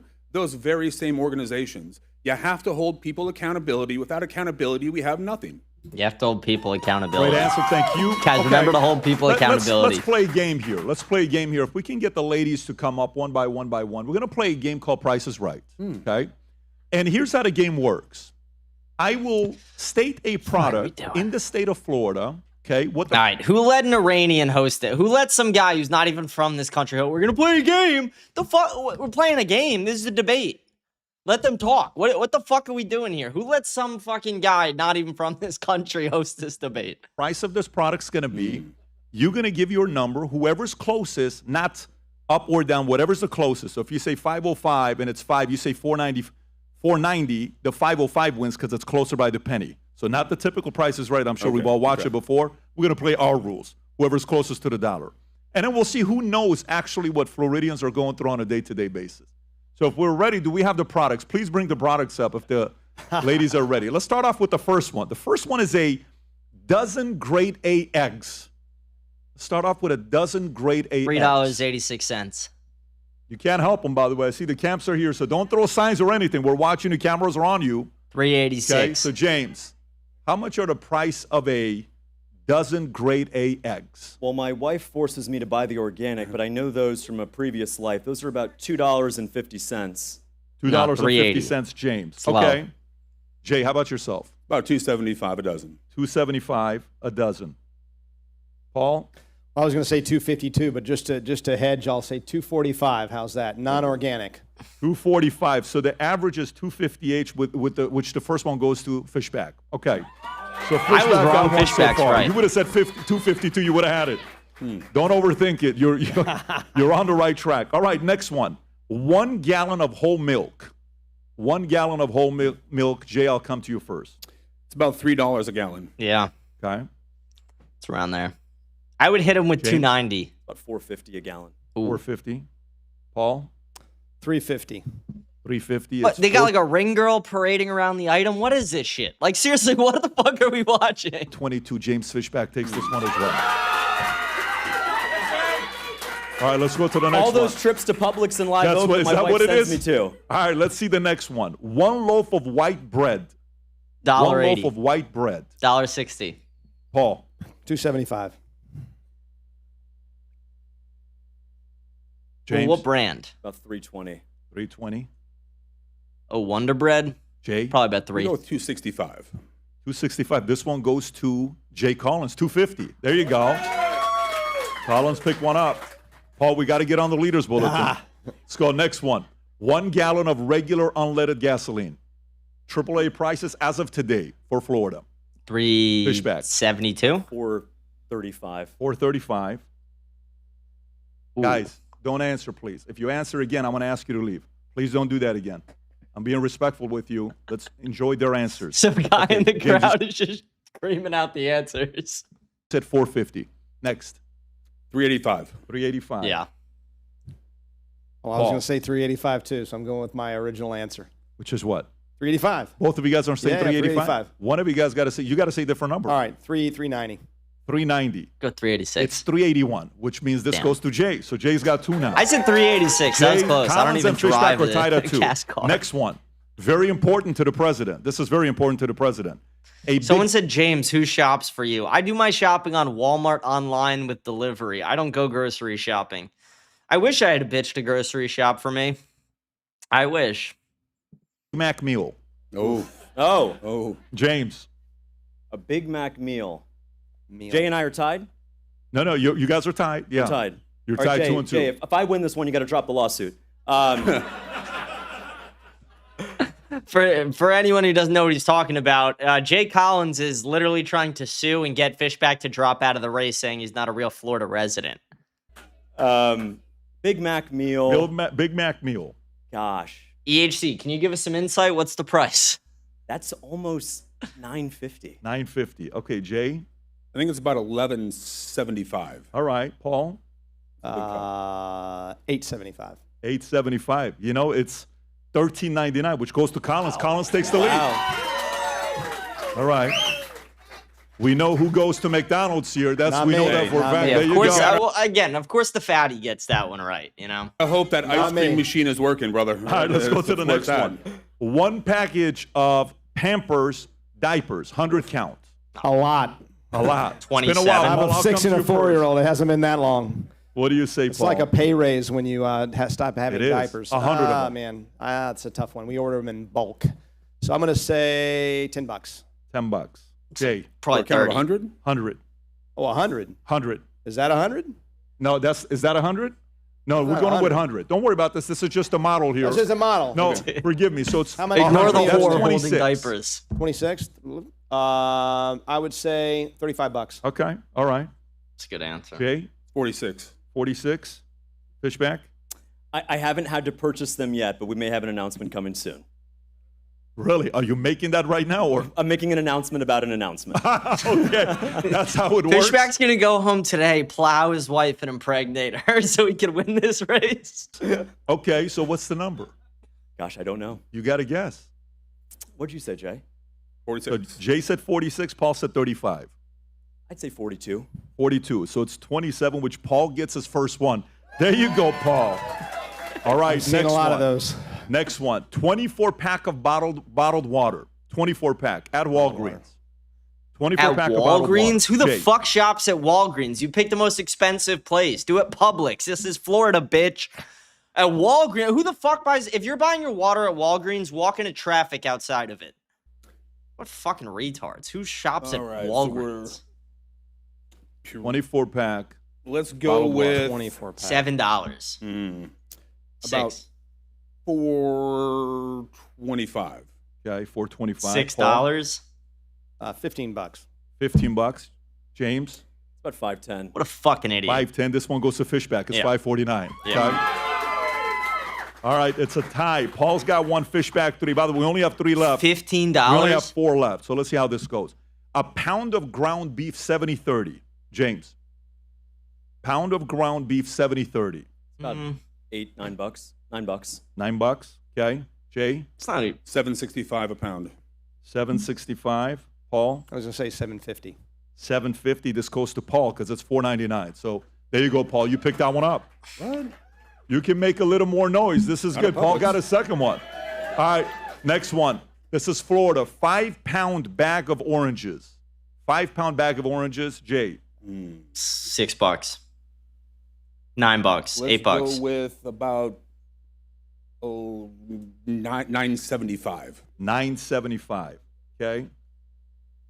Paul. I'm going to go with $6. $6. James. About $8. $8. This goes to Paul at $6.50. Paul's making a comeback. By the This is the most like irrelevant, like just Patrick Bet-David think like this is gonna sway voters. Nobody gives a fuck about this. Like this is just like entertainment, Wait. but it's retarded. we have 2 more left. It's down to the They have wire. a Paul whore to come back. parading It's around 3-3-3. groceries. There Okay, you go. someone's going to win it now. Here we go. Monthly average car insurance payment. Oof. Oh, like $400. Car insurance. I'm going to $300. say Three- monthly. $380. $380. 100, monthly, I would say $75. Okay. Jay. Monthly. Car No, no, insurance. Car insurance. Car insurance. Kill yourself. My car insurance is like $700 a month. I have a high car insurance, but the average is like 300 something. Insurance payment. You want to Can I change go it? back? Yes. Because I'm paying monthly now. So I'm going to go higher. Go for How it. about $250? $250. Okay. I mean, like saying 70, I want to punch the guy in the throat for saying 70. Okay. Jay. Milk Tea, he goes, "What's up, Bagman? How we doing, buddy?" It's $235. $235. James. I can tell you I'm paying more on the insurance than I am on the car payment. So it's Me in our too. case, it's about $350. $350. It's actually $181, which means this goes to Jay. Jay My picked it car up, so insurance Jay's is at $400. $720 Last but a not month. least, either Fuck Jay's you. going to win it or someone's going to tie him. Monthly rent for a 1-bedroom apartment in Florida. Monthly rent for a 1-bedroom apartment in Florida. $1,700. Jay, $1,700. 1801. James, Is it statewide? Statewide. Statewide, it's about 1,300. 1,300. Oh, I guess if you I- include the low-income housing. It's higher statewide, 2,400. 2,400. It's Oh, actually 2375. 1685. Jay Collins picks it up. Make some noise. All right, Jay. That's a pretty big victory right there that you had. All right, so let's How is that a transition to victory? the Who next story. gives a Byron fuck? Donalds is not here. He's watching. His team is probably watching. What message do you have for Byron Donalds, who posted their numbers, almost $100 million? Someone says James needs Geico. James has Geico, and I'm getting raped by them. I'm getting fucking raped by Geico. The little Geico gecko, I'm going to fucking kill him. I'm going to kill that gecko if I ever see him, because he's been charging me $720 a month. I pay more for car insurance than I paid for a Tesla. It's bullshit. It's actual rape. On every poll, he's ahead, 48, 58%. Raised 10 times more money than everybody combined. These are the numbers that they're putting up there. He's getting endorsement from the president and many others. He's got another one today as well, I believe, from the AG, if I'm not mistaken. They made sure they put it out there to the public. What message do you have for Byron Donalds for not being here right now? James, I'll come to you first. Well, my message is pretty simple. Byron Donalds made history this past week by raising $100 million, the most ever. Our campaign made history by being the first campaign in Florida running for governor to visit all 67 counties. That's not hard to do. That's not easy to do. And I can tell you that when you're in small counties like Liberty and Dixie and Hernando, but big counties like this one where I grew up, you really appreciate the state that we have. I'm a fourth-generation Floridian, born and raised. I was born right here in Broward County Public Schools my entire life here. My dad ran a small business here. My granddad, after World War II, was a professor at Florida Atlantic University up the road, and my great-granddad, after World War I, ran a small hotel on Fort Lauderdale Beach. This is the greatest state in the country, and we have to keep it that way. Fantastic. Jay, how about yourself? Look, when I talked to Byron on this, it's very clear. We had this little thing in 1776. One person doesn't get to maintain control and say they're in charge, and this is how it's going to work. We don't do kings in the United States of America. We sure don't do them in Florida. Look, if you can't show up on the debate stage, you can't show up in the community, you can't try to sit here and fight to earn the right to lead the free state of Florida, what are you doing? If you're that far ahead, you've raised that much money, why are you so scared to get on the debate stage? I understand it's about politics, but you got to grow a spine. You got to stand up and you got to fight for the people of Florida. Guys, it's that simple. Nothing's going to be given to you. When I got shot, blown up, and wanted to requalify as a Green Beret, they didn't give it to me.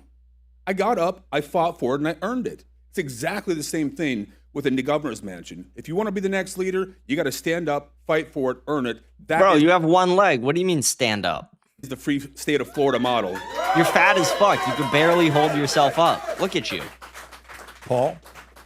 Every voter in this audience, everyone watching, everyone in the state deserves a debate. And it's disrespectful of Byron Donalds not to come on this stage and make his case as to why he is better able to lead the state for the next 8 years. But there's a reason to make the case as to why he's better qualified than the other candidates, but there's a reason he won't, because he's not. And the other thing about Byron Donalds, Patrick, you mentioned all the money he's raised. What is so offensive to me is he's raised all this money, and yet he took advantage of a Democrat-imposed constitutional amendment to take taxpayer funding money to run his campaign. As a conservative, I was not even going to think about taking that money. He's going to get hundreds of thousands of dollars out of your pocket when you can't pay your bills with all the items we just talked about. And that is not conservative. To me, it's disqualifying, and he should be ashamed of himself. But that's what's happening. So, an open-ended question, any one of you can take it first. Why does he have such a big lead? Why do majority of Floridians count on him to be their next governor, not any one of you? Well, I'll tell you what, with the president's endorsement, it's very clear. He came out here in March. He's had a 17-month head start to many people. Guys, why are we doing that? He's been out there for this long. What's the leader in the clubhouse? It's not Byron Donalds. It's undecided. Let's put it another way. 42% of people have had 17 months, give or take, to choose Byron Donalds. And what do? They said no. They're not picking him. We don't bequeath anybody. You don't just get it because you want it. You get it because you earn it. Why is he out there? He's been out for a long time. Yes, he's getting all the money. Yes, he has endorsements, but he doesn't have the will of the people. And we forget history. Governor Ron DeSantis wasn't polling in first place 8 years ago today. Adam Putnam was. What does history show us? Adam Putnam isn't the governor. How about 8 years before that? Rick Scott, same exact thing. That was running against our Attorney General McCollum. And where do we find ourselves today? We find ourselves in the exact same position. You got to show up, you got to earn it, because the free state of Florida is full of Florida guy and Florida gal, and you don't bend the knee to anybody. You stand up for your rights and you vote how you choose. It's a weird way to phrase that. Holy James, fact why do guy. you think Holy majority shit. of Floridians are choosing him over Whale any in one the of you? audience. Well, I reject the premise because you're referring to polls, the same polls that have been wrong time and time again. They were wrong about President Trump. The same exact pollsters that now say that Byron Donalds is ahead, even though you can't find somebody if your life depended on it, who loves Byron Donalds. They're now telling you that Byron Donalds is the most popular guy in Florida. Here's the truth. When I travel to small counties all over the state and big counties like the one that I was raised in here in Broward, when I meet with voters, they want someone who's going to do three things. Someone who's going to fight for law and order, not someone who, like Byron Donalds, fought in 2019 to let criminals steal up to $1,000 of your stuff and get away with it. We can't have that. The only place criminals should be is rotting in jail, and Byron Donalds is the wrong choice for that. Paul, I'm gonna come to you, and I want to get your thoughts as well. Yeah, I want to respond if I could. Oh, I will come to you, and I'll share this if you want to go to it or not. Even if we look at Calshi right now, which a lot of folks right now are looking at Calshi more than they're looking at polls because it's real money that people are putting up. $7.9 million, almost $8 million of volume is on Calshi, and they have Byron Donalds at 95.5%. How much of that money is from out of state? There you go. And how much of that money is from of that money is from a Middle Eastern country? Okay, and how so much? That's a fair question. And if I may, they're rigging it. They're rigging the election. Hold on a second. Let me. Please. And how much of the money he's raised that you talked about is also out of state? The special interests are desperate to get rid of Ron DeSantis so they can have somebody and install someone who will do the special interest bidding, and that is Byron Donalds. So if hold on a second, if you go around to the grassroots, and everybody on this stage knows this, the one thing that stands out, and it must be unlike any other election where the front runner or someone endorsed by the president, where the base, the activists, the people that pay the most attention to these elections do not want Byron Donalds. And I say to people, look, you can go onto my website at Renner.com, but the more research you do, the more you're going to want me for your governor, the less you're going to want Byron Donalds for your governor. And that is the signal I see in this race, Patrick, is that the more people look at Byron, the more they walk away and they're looking for somebody else as their next governor. Jay, 30 seconds, and I have a follow-up for all of you, please. Yeah, look, I'm going to reiterate the exact same thing to a degree. Look, you go around the counties, people say the same exact thing. They don't want Byron. They love President Trump. They're not enamored with Byron Donalds. They meet him, they see him, they hear him, and they like him less moment by moment by moment. The simple fact is this: follow the money. Look at the lobby corps. Look at what they... Also, can we just be honest? Do we want a black guy running this state? Do we want that? No. I mean, like, can we just call a spade as well? They don't want a leader who's going to stand strong for the people of Florida. They want someone who's going to bend a knee to special interests, play games, and be a puppet for what's ahead. Guys, that's not the Florida way. So the follow-up then would be for all of you is the following. It's very obvious all of you are complimentary of the governor, Governor DeSantis. Every one of you has been very complimentary of the governor. The numbers shows he went from the first time winning by 34,000 votes, but the second time he won by 1.5 million votes. Mm-hmm. He's done an amazing job. Everybody loves living here. Most people do. Republicans are very happy with him. I guess one of the things would be important to say is, what do you think is different from Byron Donalds than the current governor, Ron DeSantis? I'll come to you first, James. Wow. Well, we're going to need another 3 hours for that. Take 60 seconds. Well, what is the time limit? No, I actually want to hear your argument. Go for it. Yeah. Well, the three biggest things right off the bat is that Byron Donalds took $5 million from Mark Zuckerberg to build data centers in every single neighborhood in this state. Ron DeSantis has been clear. That you're not going to build data centers in our neighborhoods, and as governor, I will reject and remove every single one of them. That's the number one difference between them.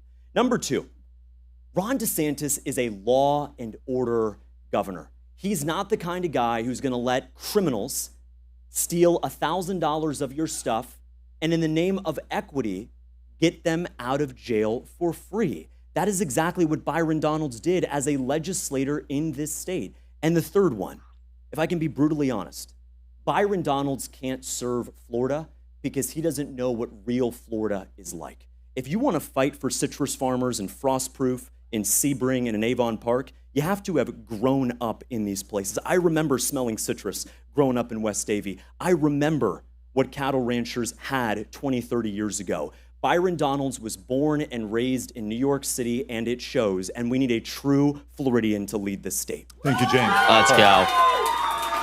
Yeah, look, Byron Donalds. Why do they always show the fattest people in the crowd whenever they show the crowd? It's like, can we see some decent-looking people? It's all talking points all the time. He'll tell you he wants a balanced budget, but in Congress, he's never once sponsored anything to send that out to the states for ratification.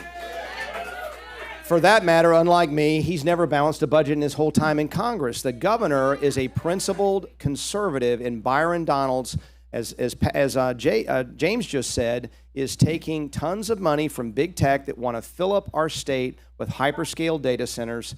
And that will not happen on my watch. When I'm governor, we'll come in the special session for affordability and stop the construction of those data centers. This is a clear issue that is distinctly against the interest of a Florida First agenda that is distinctly going to hurt our rural communities and all of our communities in driving up electric rates, in damaging our aquifer, in damaging our environment, and they know it. But Byron Donalds has been singing their tune ever since he got that money until this week. He's starting to listen to his pollsters, and he realizes this is not a popular position to take. My position, and I think James's as well, has been very crystal clear. We're not going to allow these data centers in our state, full stop, period. Jay, specific question, Ron DeSantis, Byron Donalds, how different will it be? Incredibly different. The number one thing is courage and a moral compass. Guys, Ron DeSantis wasn't America's governor until he stepped into the breach and protected our people and our way of life when the whole world was folding down on top of us. They muzzled our kids, they took away individual freedoms, and they crushed small business, but one man stood. Do you believe that Byron Donalds will stand and take on the onslaught of everybody else across this world? Absolutely not. He does not have that fortitude nor that courage. Number two, it's performance. Look, I'm a retired Green Beret. I served in the Senate for 3 years. I'm the Lieutenant Governor of Florida. The best indicator of future performance is past performance. And the simple fact is this: Ron DeSantis shows up, works hard, gets things done. What has Byron ever done? What has he been successful at? What has he done that's made a difference? And let's talk about data centers. Guys, we all agree it's the hyperscalers that are the issue. These experimental hyperscalers that are taking $50,000 to $100,000 a city worth of power and water up to 50 to 100,000 people. That's an incredible number. That's a shocking revelation. But we have to protect our people. It's about power, it's about water, and it's about clarity and performance and protection. And the last thing is this. Look, Byron Donalds is a two-time felon. Byron Donalds, frankly, does not believe in law and order. Byron Donalds wanted to change the age of a minor from 16 to 25. That would have made career criminals. He also wanted to raise the age, the line for felonious crime from 750 to 1,500. Guys, that's not the way we do this. But in the summer of love, when law enforcement were on their heels, what did Byron do? He eulogized George Floyd. It's still on his congressional website. Guys, that's not good enough. That's not the Florida way. And Patrick, if I can jump into, look, I talked about we need a governor that's a battle Hang tight tested. for me. Hang tight. I'll come to you. Let me ask this question for you guys, Dude. because I have three other Fuck Patrick Bet-David. Fuck Patrick. He's so annoying. It's so annoying. Holy fuck. topics to get into. We have to get into AI data centers and a couple other games we're still going to play as well. Just a question for you. So if he is, let's say he's at 48 to 58%. Let's assume that's the number that we see. I don't assume everywhere. that's correct. I'm going to assume. I'll take the assumption and I'll look bad myself. But I'm going to assume it's 48 to 58. Okay. If we look strictly on the Republican primary side for Florida, what if two of you dropped out to get the percentage to go up on the other individual to go up against Byron Donalds? Would you entertain that idea? And if not, this is the next part that I kind of want to go. We just went against Byron Donalds. Then we went on Byron Donalds compared to Ron DeSantis. But let's talk about the folks on the panel. I'm going to open up the next 10 minutes for you individually to ask each other any questions. It's open. You're officially the moderator.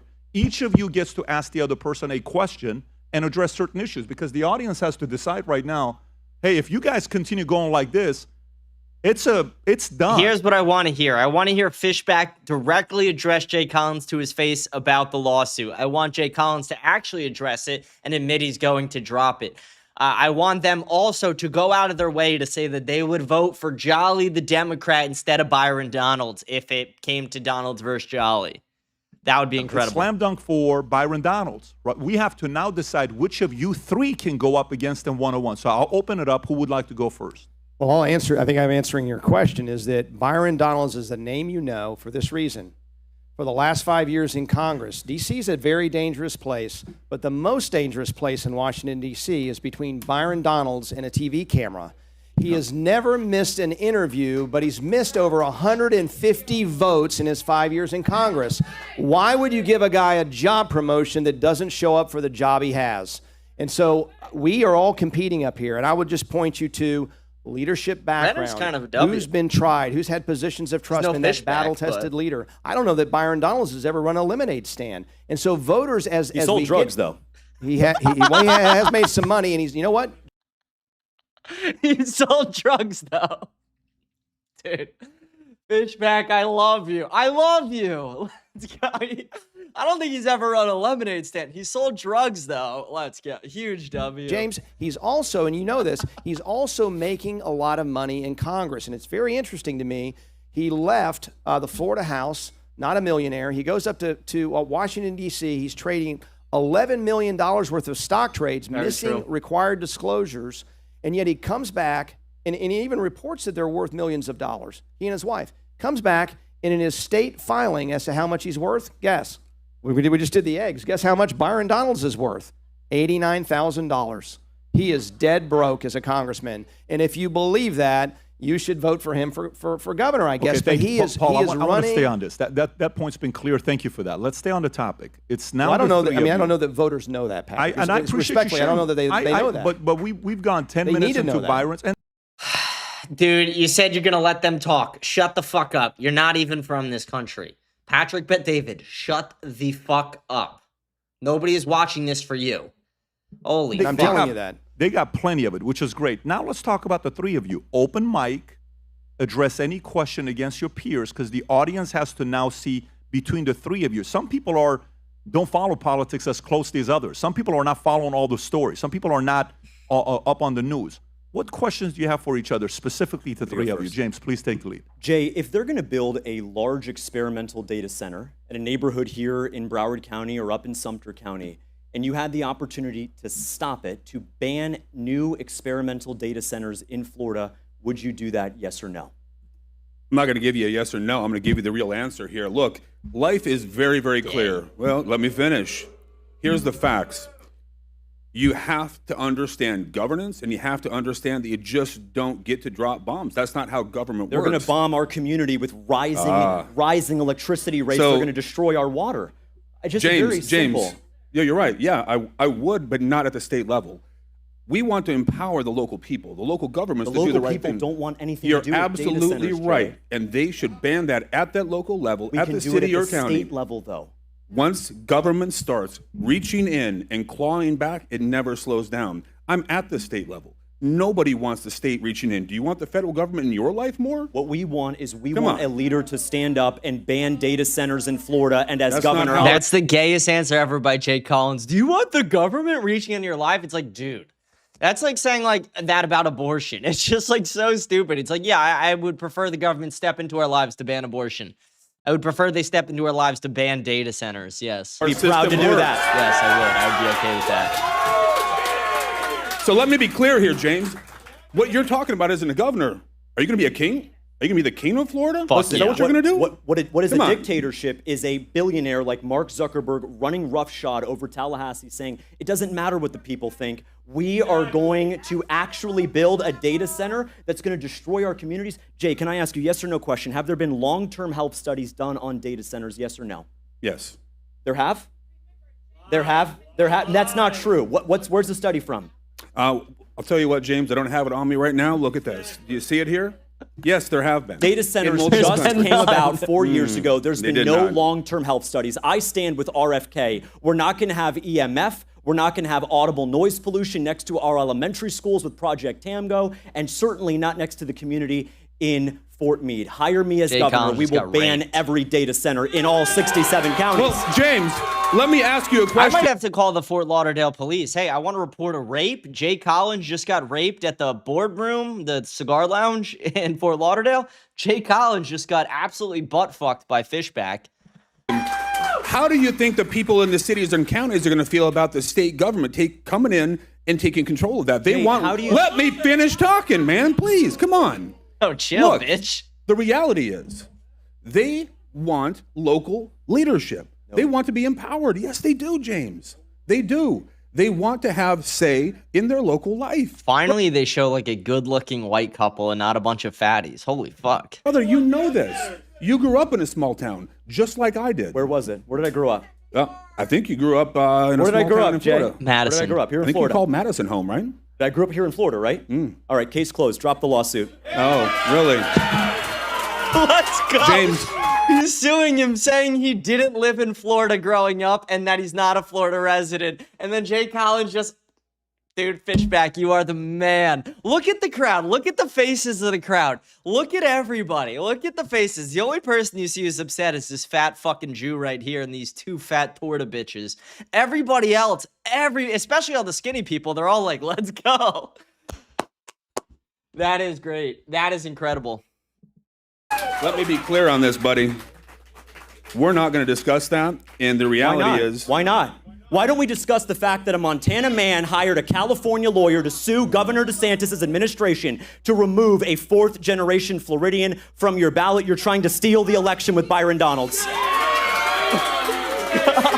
Because the reality is, this isn't about large clicks. It's not about the games you play. You literally just said I'm from Florida, and now you're suing me because I'm not from Florida. Will you drop the lawsuit, yes or no? James? You're trying to steal the election like the Democrats did to President Trump. There you go again. James, dude, you're killing me, man. The reality is this. That is a matter for the court. I actually respect the judicial system. We have to make sure that we do that the right way. James, I know you don't respect the judicial system. Your whole life has shown that. The simple facts are this. How? Have I been arrested? I think you're confusing me with Byron Donalds. He's the one who's been arrested for two felonies. Sure. The simple fact is this. That is a matter for the courts. We respect the judicial system, and that's how that works. But look, when the court said that Roe v. Wade allowed the murder of children, did you respect that decision? When it comes to the question at hand on the data center, Plessy v. Ferguson allowed the segregation of black children. Did you defend that decision? You have to, James, stop playing games, man. There you go. You want to play games. You want to do the things. Dude, just stop, man. Did he just say dude in a governor's debate? Get this fat fucking subhuman off the stage, please. Somebody get this fat subhuman off the stage. Are an issue. Hyperscalers What are you going to do about it? I'm trying to tell you, dude. You want to let me talk, or are you just going to keep interrupting? Hey, Patrick, can I jump in because I feel like if we I'm going to give Jay 30 seconds to respond. Can I jump in? May I? Hang on 1 second. Jay, I'm going to give you 30 seconds to respond. Then I'm going to go to Paul. Paul, you get to address any question to anybody else. I'm going to come to you right afterwards. Jay, go for it. Finish your thoughts, thanks, Patrick. please. Look, the simple fact is this. When it comes to data centers, you have to have guardrails. You have to lead. And the people in the state of Florida don't want the state of Florida jumping in over the top. They want to have local rule. You have to respect their ability to do the right thing and put that forward. But you have to have a backstop. You have to have the state willing to step in and make a difference. That's how government works. You don't want the federal government solving all your problems. Any government big enough to give you anything can take anything. That's the problem. That's the reality. And we all agree. When you listen to this, let me be clear on this, guys. All three of us are very wary of hyperscalers. You should be afraid. They're selling you snake oil, and it's a problem. But we have to make sure we have guardrails because nothing in life is static. It continues to evolve. I want to thank Kamala Harris for the word salad. Thank you. That was pretty clear, James. Well, look, first of all, I don't know how much the people listening or in the audience care about these personal disputes. Dude, this debate wasn't well advertised enough. There's only 8,000 people watching right now, and this is just so electric. I wish there was like a million. Let's see how many people are watching. I'll check on my other tabs. At a dining room table, you know where the kids' table many is people watching right on the now other with all stream. the back and forth, frankly. And so I do have a question for Jay 20K because, total. Jay, you've said that it's not possible for the state to regulate hyperscale data centers at the state level. Why do you believe that is? And if you believe the state shouldn't be involved, why did you... Okay, real quick. I never ask my viewers to clip my show. There are viewers who have done it. I never ask you guys to do it. I'm going to ask you guys a massive favor today. You don't even have to clip my show. After this debate's done, clip the fuck out of it and boost the... If you have to create new accounts to post them, do it. Whatever you got to do, get these clips out there. This debate wasn't well advertised enough, but we could use social media to fix that. These clips could be incredible. And these could send Fishback up a lot. So everybody, this is the one and only time I'm asking you, clip the fuck either out of this show or the just debate after on there on Valuetainment. I don't care about the recognition for me. For Fishback here, clip the fuck out of this, please. I will do the same. Sponsor a bill to give them permanent tax incentives at the expense of everybody watching tonight. Well, Paul, that's a great question. You're doing what often is the case. You're misrepresenting. The simple fact is this. I believe in local government's... I believe in the local government's right to enforce and take care of business. And yeah, I did. But Paul, do you think that you've learned things? Did I run that bill? I did. But the simple fact is this, Paul. I learned you ran the bill. Paul, you gonna let me finish, or are you gonna play the same game? All this guy says is, can you let me finish? He's so bad at debating. He's so bad at debating. He's so bad. He's not only a fat subhuman with one leg, he's also retarded. So come on. Jeez Louise, man. Someone's I've asked you a simple question. I'm not playing games. My question is, why do you think the state cannot regulate, as I will, and I think James will, on day one, as soon as my hand leaves the Bible with my wife when I'm sworn in as governor, we're going into a special session on affordability. We will stop these hyperscale data centers. And my question is, if you understand Florida well enough to be its governor, why do you think it's not legal or constitutional to pass restrictions on a hyperscale data center? We have data centers, but these massive data centers that drive up electric rates, that damage our aquifer, it is in the people's interest and in a Florida first agenda to pursue that. Why do you believe that's not possible? Paul, I'm pretty sure you voted for these as well. And the simple fact is this, not all data centers are hyperscalers. I've asked you a question you refuse to answer. No. Why do you think the state cannot regulate hyperscale data centers? It's a simple... I don't think it's the state's business. Here. I think you should push that down to the local level and let the local government step in. You should have a moratorium. What's he grabbing? They should put a pause in things. And they should. Yes or no? Can the state regulate hyperscale data centers? This is the answer. This is the answer. This is the answer. Paul, let's just state the obvious. They're not serious about running against Byron Donalds. They're worried about me. And guys, here's the problem. About you fat subhuman fuck. Not Paul, no one's buying your game. Jay, the only one Jay, worried like a about walking you is white paper, man. diabetes. Come on. If I'm worried about you, why the hell are you suing me to remove me from the ballot? Let's go. So this is a W. The last person that we need to get to is Jay. Jay, do you have any questions for either opponent? Well, I think you should answer my question before he asks a question. Well, How I about haven't that? had an opportunity He's still because not you want to answering. have shenanigans He's still- and tomfoolery over here. Answer the Paul. question. It's a simple question. I Good gave you a Lord. green paddle, a red paddle. It's a yes or no. Can the state regulate? No. Hey, we don't need from the peanut gallery. What can you do at the state level to regulate data centers? And if you don't believe that's possible, state it. But you're. It's not about banning them as you go in. It's about having guardrails. You just heard it. He will not ban data centers. No. I will as governor.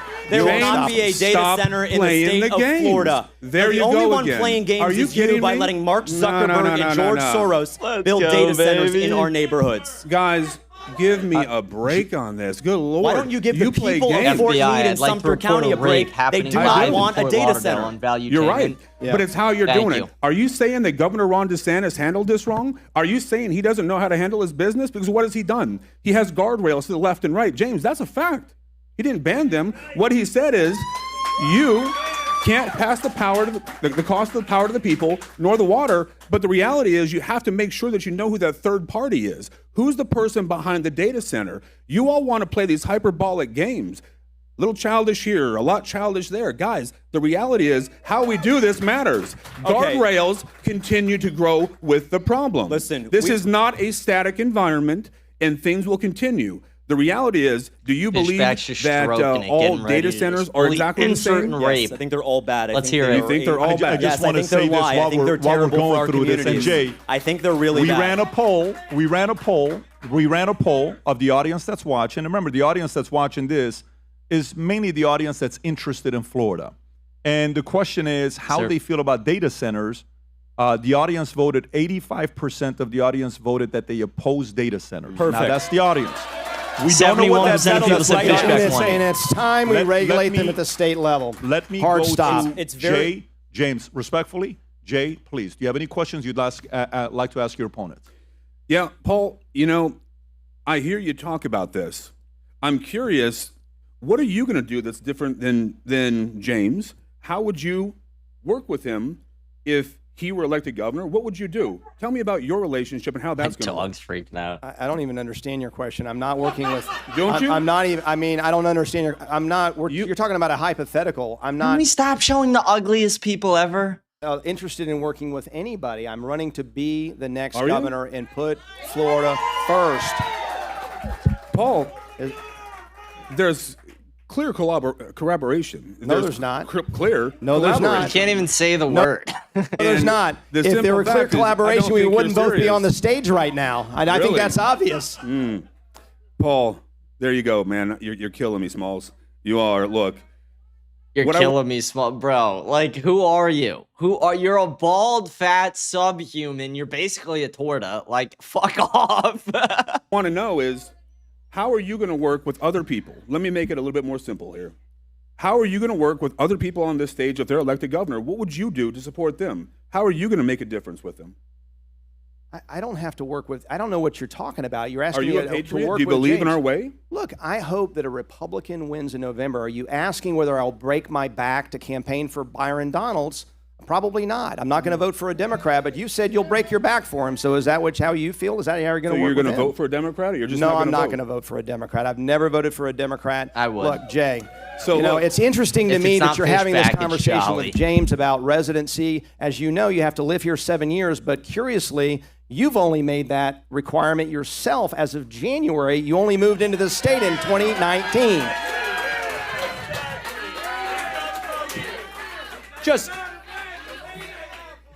Just a quick show of hands on the stage and in the audience. Quick show of hands if you voted for Ron DeSantis in 2018. Jay, why didn't you vote for Ron DeSantis in 2018? Well, sorry, I wasn't really listening to your question. Did to be you honest vote with for you. Ron DeSantis in 2018, yes or no? In 2018? Yes. That's a no. That's a no. Yeah, the fact that he's like, in 2018, bitch, you knew the answer the entire time, you fat subhuman retard. Suck my fucking dick, bitch. the fact is, James, I had to sit and think through my career here, and I understand that you haven't done anything to go out there and actually put yourself forward or serve the people, and the best thing you've done is whatever you're doing with your life right now. But look, man, I served our nation. I did for 23 years. My wife did 20 years. Paul did over 20 years. You're the only one on the stage who actually hasn't done that. So you're going to say that because I was serving my nation, bleeding for our nation, breaking my butt off everywhere I'm gonna be honest, I don't give a fuck. As a voter, I don't care that you served. Thank you for your service or whatever, but fuck you. No, I don't want you running my state because you took a bullet and lost a leg. That actually makes you less qualified to me, you fucking idiot. I went to do the right thing, that's a problem? No, James, I asked you if I you served voted my for Ron nation. DeSantis in 2018. That's not relevant, James, because No, the it simple fact absolutely is is this. relevant. Where was I? Hey, and Patrick, if I can Serving jump our in, Jay did ask me a question of how I would work with a hypothetical governor in a Sure. hypothetical election, Yes. and you Yep. just said a minute ago, Byron's got this thing taken care of. But here's what I'll say: how will I work with the legislature is the same way I worked with the legislature when I was Speaker of the House. The governor said that the 2 years that I led the legislature in the Florida House were the most consequential 2 years of any legislature in America. And yet he the didn't choose you to be the don't lieutenant interrupt governor. me. Don't interrupt me. Don't interrupt me, because we had a Senate president who was much more moderate than me, and I'd take a bullet for her. She's a great lady, but much more moderate. But because we criticized in private and praised in public. And what I see here, Jay, look, we all appreciate your service, but what I'm questioning in your temperament tonight is your judgment. And so you have to be able to work with everyone. And we worked in United Conservatives when I was Speaker of the House in ways that you can only pretend you have done in your 36 months in office. And so at the end of the day, you want somebody who truly is not just, and I respect your service immensely, but that's not alone a reason to make you governor. And I've outlined, look, I've been my own business owner. I've been my own business owner. I've been a prosecutor, but that's not a reason to be your next governor, because I've been the most successful Speaker of the House, which is really the number 2 position behind the governor, because you're controlling a budget, balancing the budget. I'm the only one on the stage that's balanced a budget. Byron Donalds certainly has not. And so you can come in here, but at the end of the day, you know that in 6 months you've not gotten the governor's endorsement.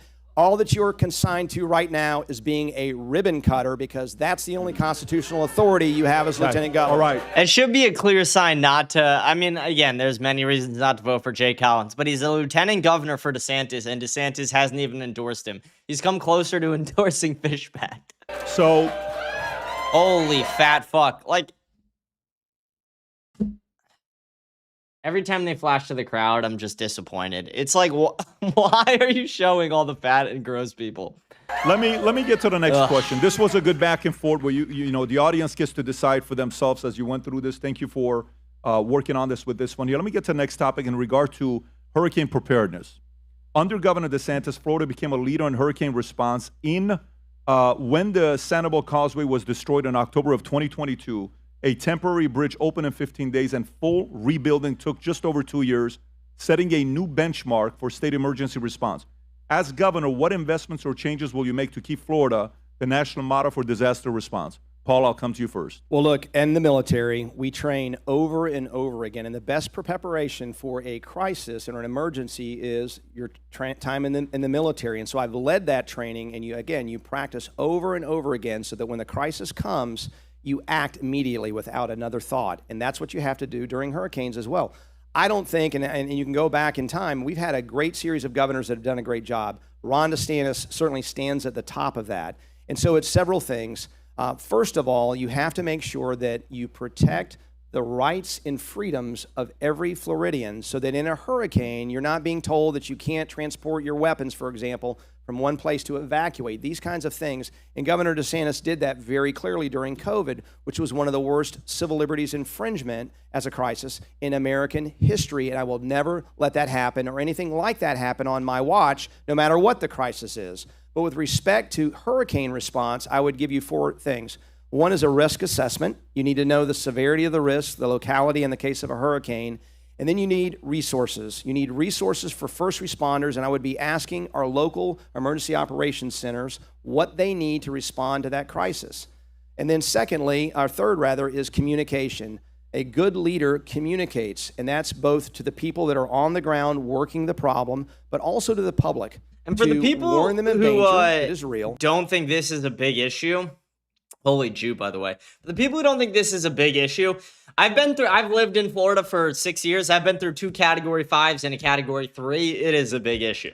It's a massive issue, actually. But also reassure them that things are under control. Again, you want somebody who's had a lifetime of being battle tested that can handle the worst thing that comes our way, and finally express that calm in a storm. Thank you, Paul. James, 60 seconds. Governor DeSantis said it best when he said that the only time the average Floridian even cares who's the governor is before and after a hurricane. My grandmother, who taught English here at Plantation High School in Broward County for 20 years, she always taught me that an ounce of prevention is worth a pound of cure. We need to surge resources into communities before a storm hits. Use both the Florida National Guard, but also the Florida State Guard. I'm going to be campaigning for Amendment 1 that's going to increase the size of our rainy day fund. And I'm going to make sure that FEMA, which was found out in the last 2 years to deny hurricane relief to those who had Trump flags in their lawn, that is illegal discrimination. Yep. We will stand up to anyone who gets in the way of keeping our people safe after a storm. Thank you. And again, for people who also just have more context, don't realize how bad it is with how the government handles helping people out. Like, I still know people in Fort, like many, when I say I know people, I know many people. I actually know dozens of people in Fort Myers still who are either still in hotels, still in FEMA paid for condos or stuff because their houses their houses were destroyed, their cars were destroyed, all their livelihoods, and FEMA and the government still haven't done anything to help. The insurance companies still haven't paid to this day. And these are hurricanes from 2023 that I'm talking about. I know people in Fort Myers who from hurricanes in 2023 still do not have homes. That's how bad they are about some of this stuff. So yeah, we do need this taken care of. You, Jay? It's a big issue. Yeah, so Governor Ron DeSantis has clearly been the leader in the clubhouse when it comes to disaster response. We know he's been incredible. You know, we had over 50,000 power trucks lined up after Helene and Milton. It was pretty incredible to see that. You know, that consequential leadership, his ability to say, look, that bridge isn't going to take 4 months. It's going to take 3 days. And to get it done is incredible. But what we have to do, and Paul, I think you hit on something that was interesting, is a comms plan. You have to have a PACE plan, a primary, alternate, contingency, an emergency plan that's in place where people can scaffold that and make sure that in a multi-jurisdictional, multi-county situation, you can actually communicate and work through that. Number two is clarity of training. We have to make sure that more training is pushed down. Many of the cities and counties have part-time or short-staffed emergency management. We got to make sure they get more information quicker to help make that work for them. And the last piece is this, guys. We all talk about it. You have to get the supplies, the food, the things on the ground quicker. We're going to have to continue to build out what Governor Ron DeSantis has started and have an echeloned approach to where our things are around the state. That works. That plan has always worked, and we're going to continue to move forward on those things. Thank you, Jay. Thank you, Jay. Next question was shared with us by Sarah Adams, former CIA targeter. She asked this question on Twitter. Hostile foreign governments are using universities to gain influence through research, money, and partnerships. What will you do to eliminate foreign influence from Florida's colleges and universities? I'll take it because I've already called for no professors, no students from any country, foreign area of concern, such as China. We let China in several years ago in these Confucius Fishback's Institutes. better rape this and question. And this is just classic academia. They stole our research because our own professors are collaborating with them on things that belong with the Department of War, that belong to the CIA. And so no Chinese students, no Chinese professors. We need to completely remove, and Jay and I work together on the bill to stop any purchase from the CCP of land in Florida, whether it's farmland or military land. I think that bill can probably go farther, but that was a good bill that we worked on together. And we need to make sure, because this is a real threat. China's not the only one, but they certainly are the major one. And so shutting them off from the spigot of research that's happening in our public universities is job one. Actually, James, I'll come to you next. It's very simple.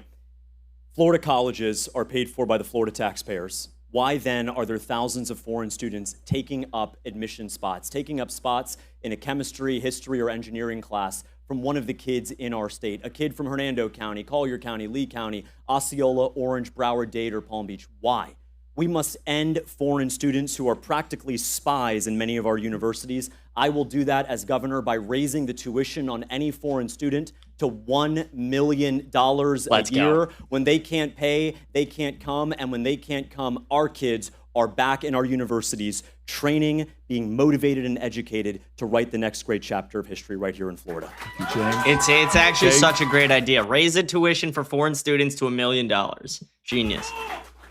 You know, when I joined the Army, the most exciting thing that was going on was fusion. Utilization and a better standardization of local, state, and federal assets. It's good government working together. You also have to bring in your university system for that. You have to make sure that operations, training, you have to make sure that communication, cyber, intelligence are all there. We have to have clear communication, better threat understanding, better connectedness within all of those assets. So our people at the leadership level understand that. And then you have to do exactly what Governor Ron DeSantis has done and hold those people accountable. But look, where do we go from there? The simple truth is this. We all see the risk of foreign influence. We all know what that looks like and what it means. Yes, Paul, you and I that was a great bill, and we had to stand strong on banning China, but it was also the countries of concern. It wasn't just the CCP, it was other countries that couldn't buy real property. We have to call it what it is, and we have to protect our people, and we have to arm them with the facts. One of the things I would love to do as governor is sit down and have a conversation with the people of Florida. You know, in a world where Twitter is always moving, Facebook, Instagram, all of that, it's just spinning like your power meter, right? What can we do? You remember when the president would sit there and have a conversation with America? We have to address these things as governor. We have to sit down and have that conversation with the people of Florida, share the facts, share the details, and share that vision of where this is going to go. And then we have to hold them accountable when they don't follow the laws. That is the DeSantis way. Communication is the critical conduit of all of that. It's crazy to hear him talk about foreign influence when he literally wants to arrest you if you criticize Israel. He says that should be illegal in Florida. He literally said that. Thank you. Well, you know, on the topic of education, you know, there's a lot of things that Florida gets right. One of the areas that we have to improve as a state is education. Federal data shows Florida public schools rank second in the nation for fourth grade math. But by eighth grade, we dropped to 41st.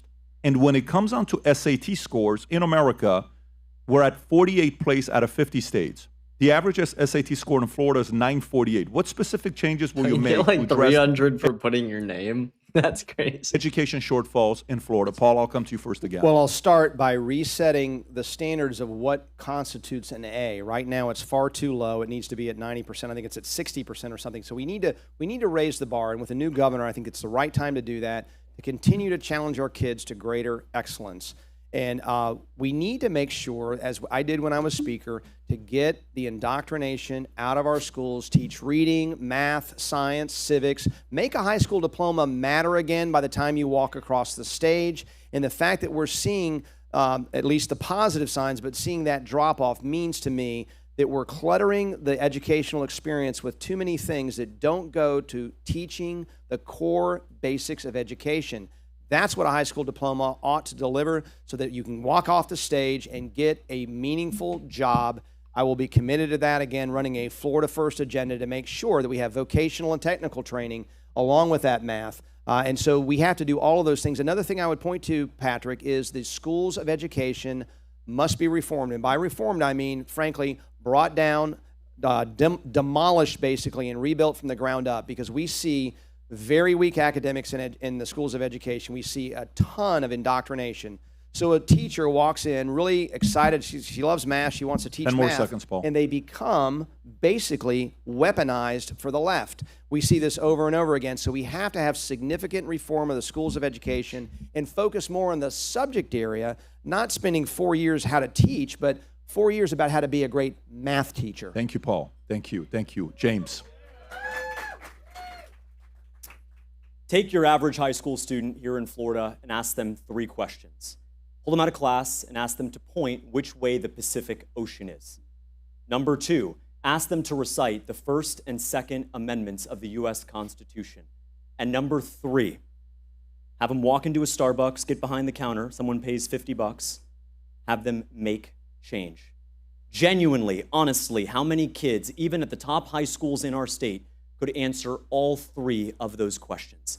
Maybe, Patrick, it has something to do with the fact that if Elon Musk came down and wanted to teach a high school physics course, he would be barred from doing so, because the radical teachers unions will not let people from other fields come to teach. There is an entire group of Elon Musks, engineers, mathematicians, scientists, history buffs who want to come into our public schools and educate and motivate our kids. And they can't. But the other Imagine you get like a really like a history buff, no experience teaching, comes in, just starts being like, guys, Holocaust never happened. Like he just starts just red pilling kids. fact is that we've got to pay the best teachers more. Now, most teachers I know, they wake up early, they stay late, they dig into their own pockets for school supplies and lunch money. The teachers need a raise if they're doing what is expected of them. And you do that, Patrick, for the very simple reason that a business is nothing without its employees. I'm the only business owner on the stage, and I can tell you this. When you want to retain and recruit the best employees at an investment firm, at a restaurant, or even at a school, you've got to pay them more. But to the parents out there who want not to go to the public school route, I will always defend your right that Governor DeSantis and the First Lady fought for. The Step Up program is going to the next level. I call it Step Up Squared. Here's how it works. Number one, if you have a kid here in Broward or Dade County and they're spending $15,000 a year, the school district on your kid, and you pull them out, you're going to get the full $15,000. Let's go. Let's go. Number two, we are going to empower our homeschool families and allow them to access the same exact extracurriculars, debate team, the rest of it, so they can participate in the same way. Let's not forget, Tim Tebow was a homeschool kid who competed on a public high school team. And I'm going to defend the next generation of homeschoolers to do the same. Jay, please. Yeah, so let's look at what we have here. Number one, we have to be aware of the cyber footprint of our kids. Have you ever sat back and looked at K through 12 and the cyber footprint we find our kids in? Guys, it's scary. I have an 11 and 14-year-old in the house. Everything they do is through a third-party app. Everything in their life is tracked online. Everything is there, and their frontal lobes aren't fully developed. Guys, they're at risk everywhere they go, and we have to make sure that we start decoupling from some of those apps and some of those processes. We got to protect their safety, protect their lives and their ID. Number two, I think it's time to move towards classical education. I do. We have been slowly moving that direction under Governor Ron DeSantis. We know that classical education builds strong citizens. It gives strong fundamentals. We know that it provides them with functionality. But let's be clear. We don't just want kids to be competitive. We want Florida's kids to win. Winning matters. Losing sucks. I think we all agree with that, right?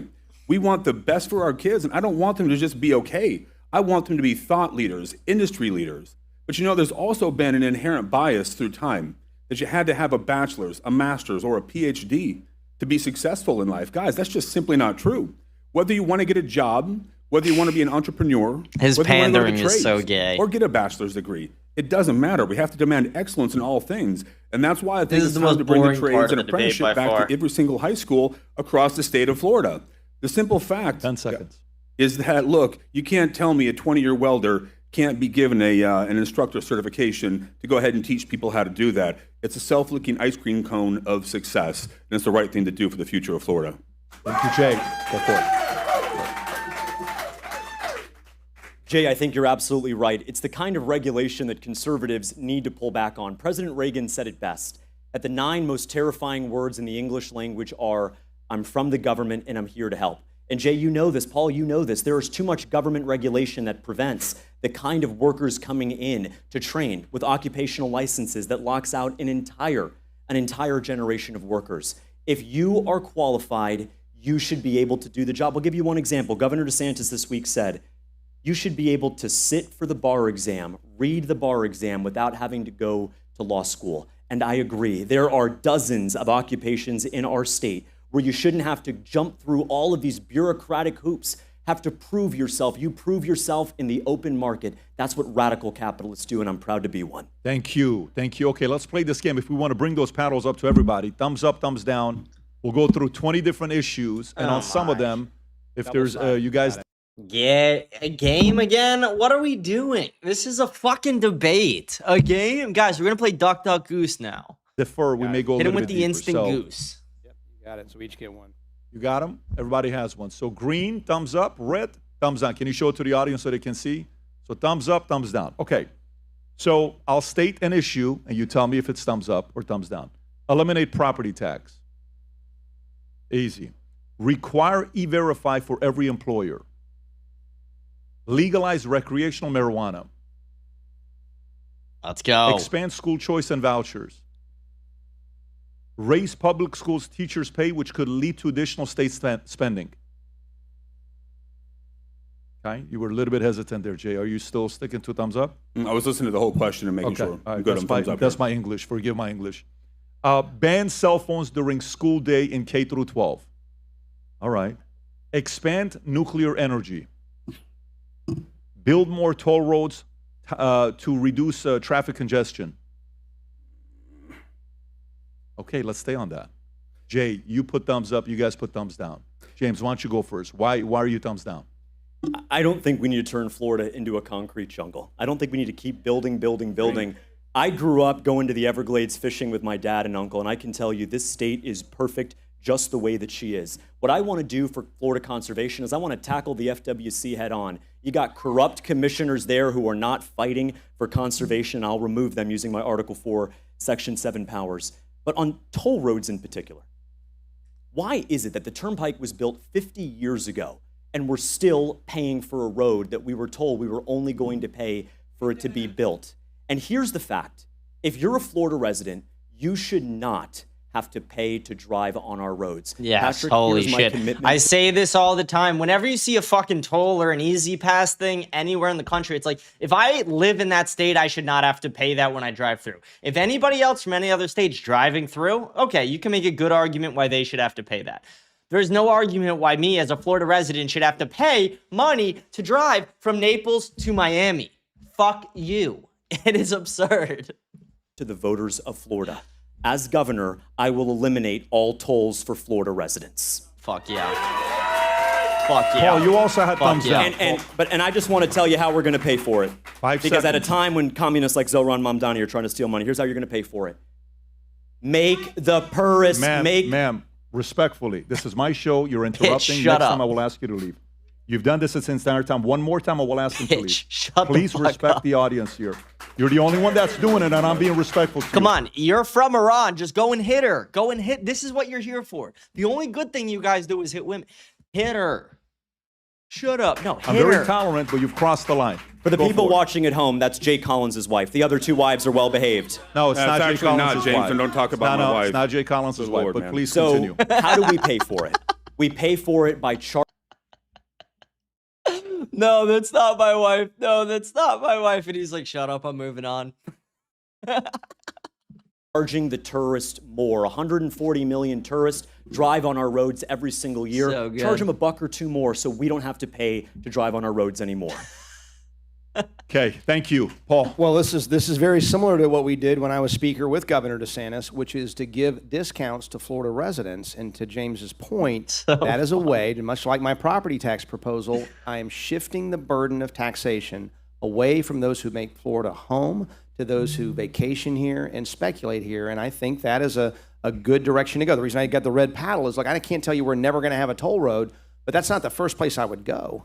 And so I think it makes sense to give relief to our residents who, especially frequent commuters, who are spending hundreds of dollars a month to get to their job, and again, dealing with costs that are out of the world right now. So give them a little bit of a break. We did that for a period of time to try to bring those costs down, and we can look at doing that again.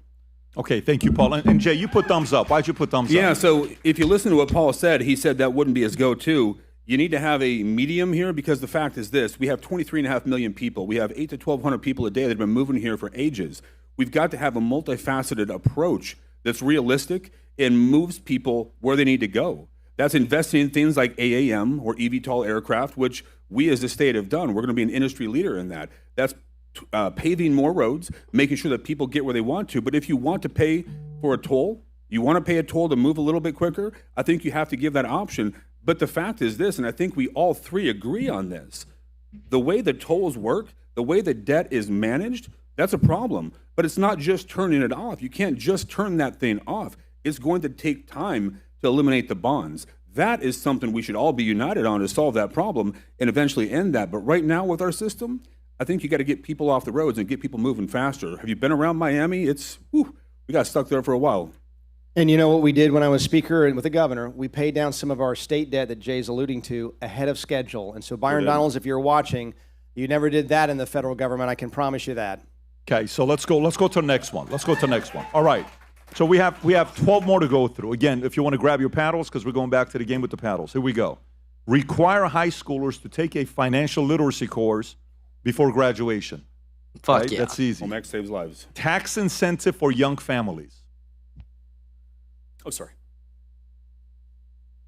So your thumbs down, your thumbs What up. kind of, here's my problem think- with green and red is, what do you mean by tax incentives? You mean subsidies? So let's just say he's about to make the announcement that he's having a kid, right? Let's just say that announcement's being made. Making an incentive for folks that are just starting out their families, because right now the birth rate is 1.58. So people are worried about having kids because it's expensive. I got scared seeing Fishback's red for a second because I know he's consistently said the opposite. So I'm glad he my heart almost dropped for a moment. I was like, what the fuck? Okay, I've already done tax incentives in that respect. So okay? you are. So your thumbs up. I'm a green now. So Yep. your thumbs up. I am. And your thumbs down. No, actually, that's the same question. Okay, beautiful. Okay, so sounds good. subsidies are frightening. Once you start subsidies long term, we have a problem we're chasing. So your thumbs up, don't do it, or thumbs up, do it? I'm actually green on this. You Okay. have to incentivize Got your own it. families. All right. So that's good. Fantastic. Just a quick question. Can we just do a quick thumbs up, thumbs down? Who would do paid maternity leave for working moms in Florida? Go for it. I didn't hear that. I didn't hear Paid James's maternity question. leave. Paid for- maternity leave Paid for working maternity moms in leave Florida. from the state government, That from the already happens. taxpayers.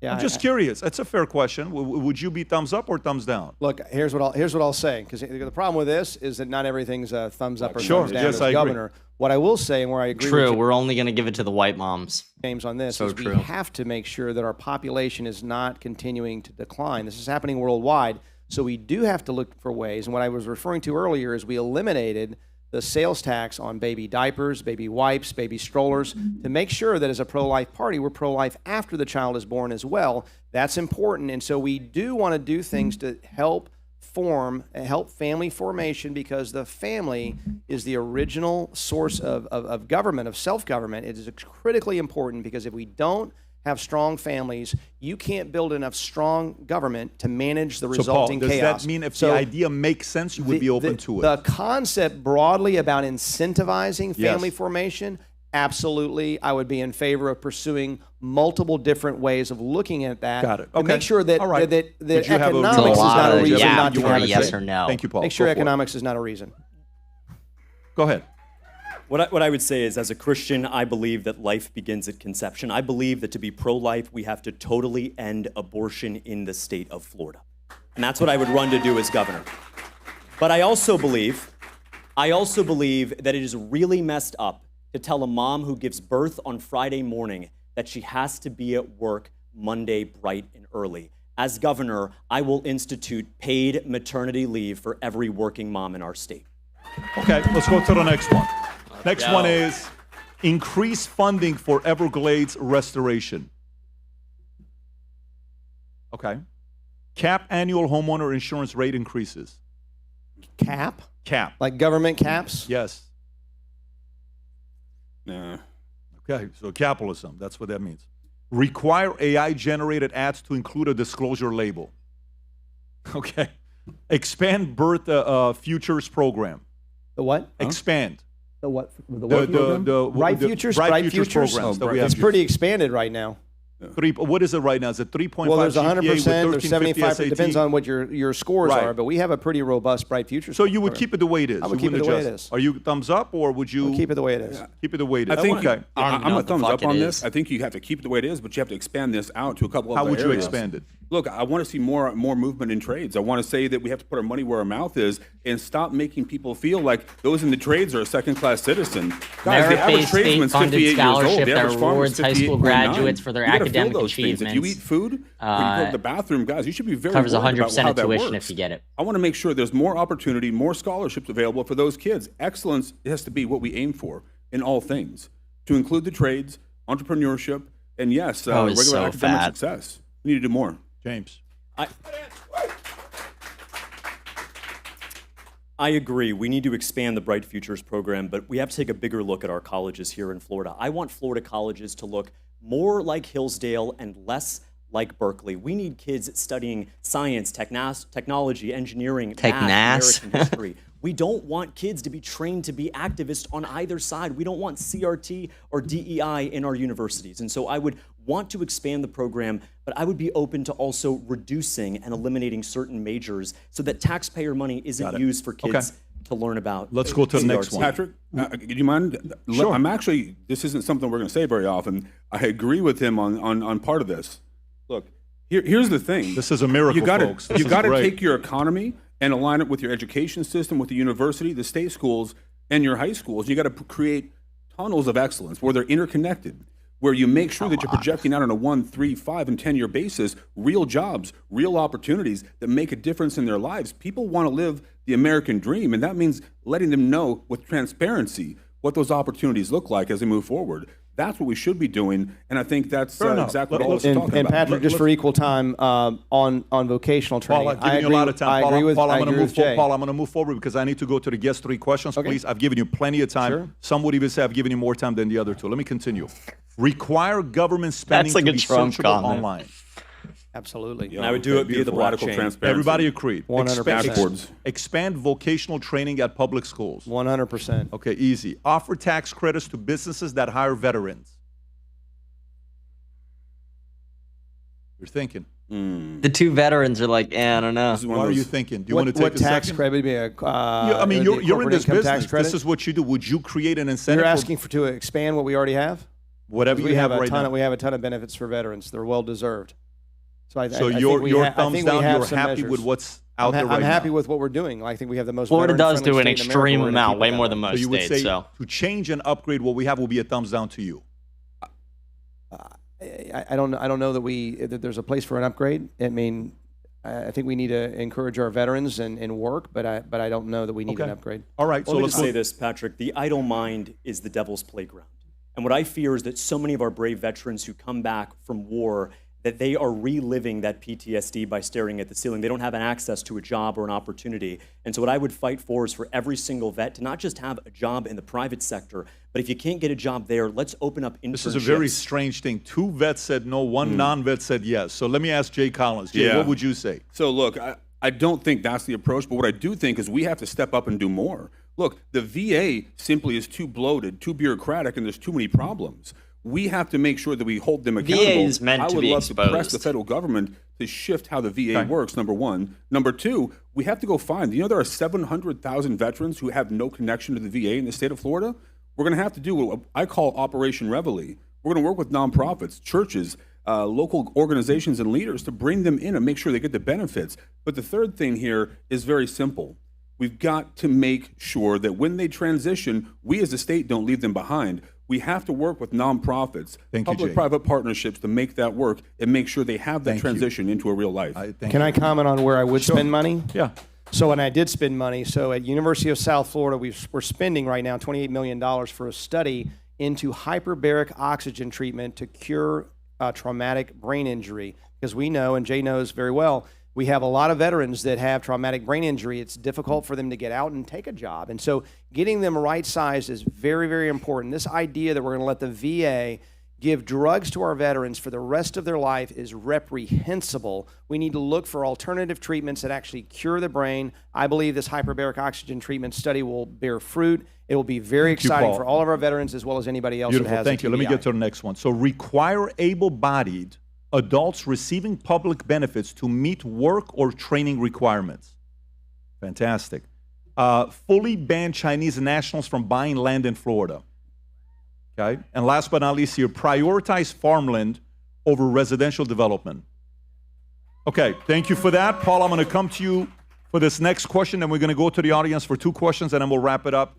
We are almost at the end. So one of the topics that a lot of people in the comment section are asking about is flock cameras. I don't know if you're familiar with the flock cameras, Let's so we'll go. talk about that. Florida police now uses... Fishback went viral for his take on flock cameras. I was in that clip, by the way. If you look, I'm standing right there. I'm standing next to the kid who asked him about it. Thousands of flock Good safety kid, too, cameras. By the smart way, kid. one of them is literally 100 yards away from this building, which are part of a 100,000 camera national network. Originally used to read license plates, the system now uses AI hardware that prepares for facial recognition. Police say it solves violent crimes, finds missing children, and tracks stolen cars instantly. However, civil liberties groups and residents worry about privacy.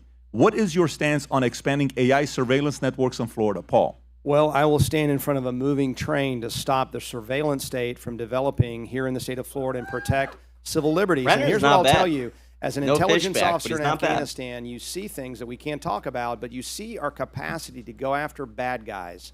And you think that's great that we can take care of the bad guys. But the problem is, what happens if that same technology is turned against us? And so we always have to be vigilant. You know, we fought a revolution for a reason, to not have an overarching, surveilling government over our backs and in our homes and on the streets. And so it's one thing if you have a camera that can be deployed to capture a missing child that has been kidnapped in the moment, in the hours, in the minutes right after it's happened, to stop a death, right? It's quite another thing to let that data go and be held for a week, a month, a year, be taken into AI and crunched. And so truly you have a surveillance state akin to the Chinese government that is possible. I'm not saying it's happening today or that our police officers aren't doing the right thing today, but the point is, how far do we want to go in the name of security before we lose our freedom? And as a person, I think Benjamin Franklin famously said, if we give up our security or give up our freedom for security, we will get neither and deserve neither. Thank you, Paul. Thank you. Okay, 60 seconds, Jay. All right, look, number one, this whole discussion is why AI has to be a state-level issue. It shouldn't be in control of the federal government. We have to empower our governors in our local states to do that. Number two, look, the reality of flock cameras is we do pull criminals, we do pull murderers off that. But, Paul, what you're talking about is those third-party. You cannot afford to have the third-party information, the third-party organizations grab that information and hold that there. We have to secure that in-house. We have to make sure that's locked inside our organizations and controlled. But Paul, what you said in the final line on this is... So what he's saying is keep flock cameras, don't sell the data. Fuck that. Fuck flock cameras. That.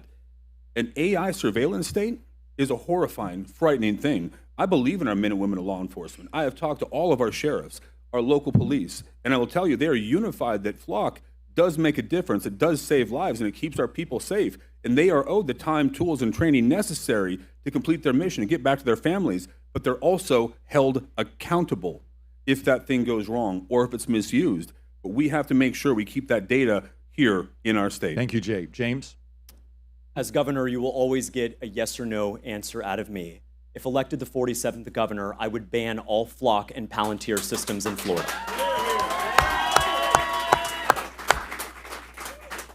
There are thousands of cameras pointed at schoolyards outside of churches. Can you imagine what the Democrats would have done with the flock security footage during COVID? They would have known exactly where you were. They would have tracked you day by day, and Anthony Fauci and Joe Biden would have been banging on your door with a search warrant because you took your kids to the park when they said it wasn't okay. I'm the only candidate on the stage who can say that I've never taken money from Palantir, never taken money from the large AI companies. And what I'll tell you is I signed that pledge because Palantir may do good work in the Middle East, may do good work in Afghanistan or Iraq. But the same weapons of war that are deployed on foreign battlefields should never, ever be aimed at American citizens on U.S. soil. We will block flock and ban Palantir and revive our civil liberties like our founding fathers would have wanted.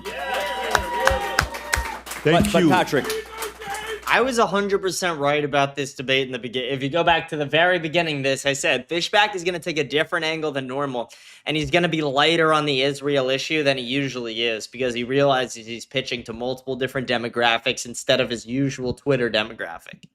Patrick, I do just want to touch up on something that Mr. Collins said. Jay, you started your answer with, quote, "This is why AI should be a state-level issue." 30 minutes ago, you said that AI data centers should not be banned from the state. So can we get a yes or no as governor? Would you sign into law a full ban of experimental data centers? James, again, you're playing games. Listen, now let me finish. Let me finish. It is very clear what the problem is here. You want to have a perfect world that operates how it is. And if all men were angels, we wouldn't need government. The simple fact is this, it doesn't operate that way. Not all AI is bad. You use it. Everyone uses it. It's the reality. Our kids use it. Data centers are also something that's been around. Do you like communicating with people? It's the hyperscalers that are the issue. And what I'm talking about is federal control over something that's very complex. That should not be the case. It should be managed at the state level. But what I'm telling you is the local governments have to be empowered to make decisions. They don't want the state ruling that. Just like we're saying the feds. So he says the states need to ban it. And then he says, no, it's not on the state. It's actually on the local. It's like, okay, you can't even give a straight answer, you fat subhuman retard. Step in. The state shouldn't ban those outright. That's not what Governor DeSantis has done. What he said is put guardrails in place. That is his model. that is successful right now because it continues to grow with the footprint. Paul, I'll as give you 30 AI develops. seconds, then I'm going to go to questions and final thoughts from you guys. 20 Go seconds, for it. okay? Go for it. Here's the problem with what was just said, is that at the local level, the whole community in Fort Meade comes out and says, please don't do this to us. And the county commission unanimously votes for it because all they can see is the same dollar signs, the same special interests that are funding Byron Donalds' campaign. We need leaders who will put the citizens of Florida first and not big tech. Thank you, Paul. This is a state level issue. Let's go to the audience. We have 2 questions. Do we have in front of Mike? Because I can't see it. Oh, we do. Please state your name and your question. Please, no women. I'm going to turn on the mic, Jake. Let's try it one more time. You want to test this mic out? Maybe it's this one that you have on. Let's check this one out. Go for it. We can hear you.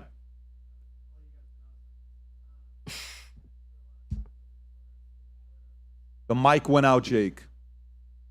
Oh, my. I know you can hear it. I want the audience to also hear it. Do you want to try it one more time, Jake? Or try to hold it closer to your mouth. I don't know. Yeah. Okay, much better there. Go for it. We can't hear it.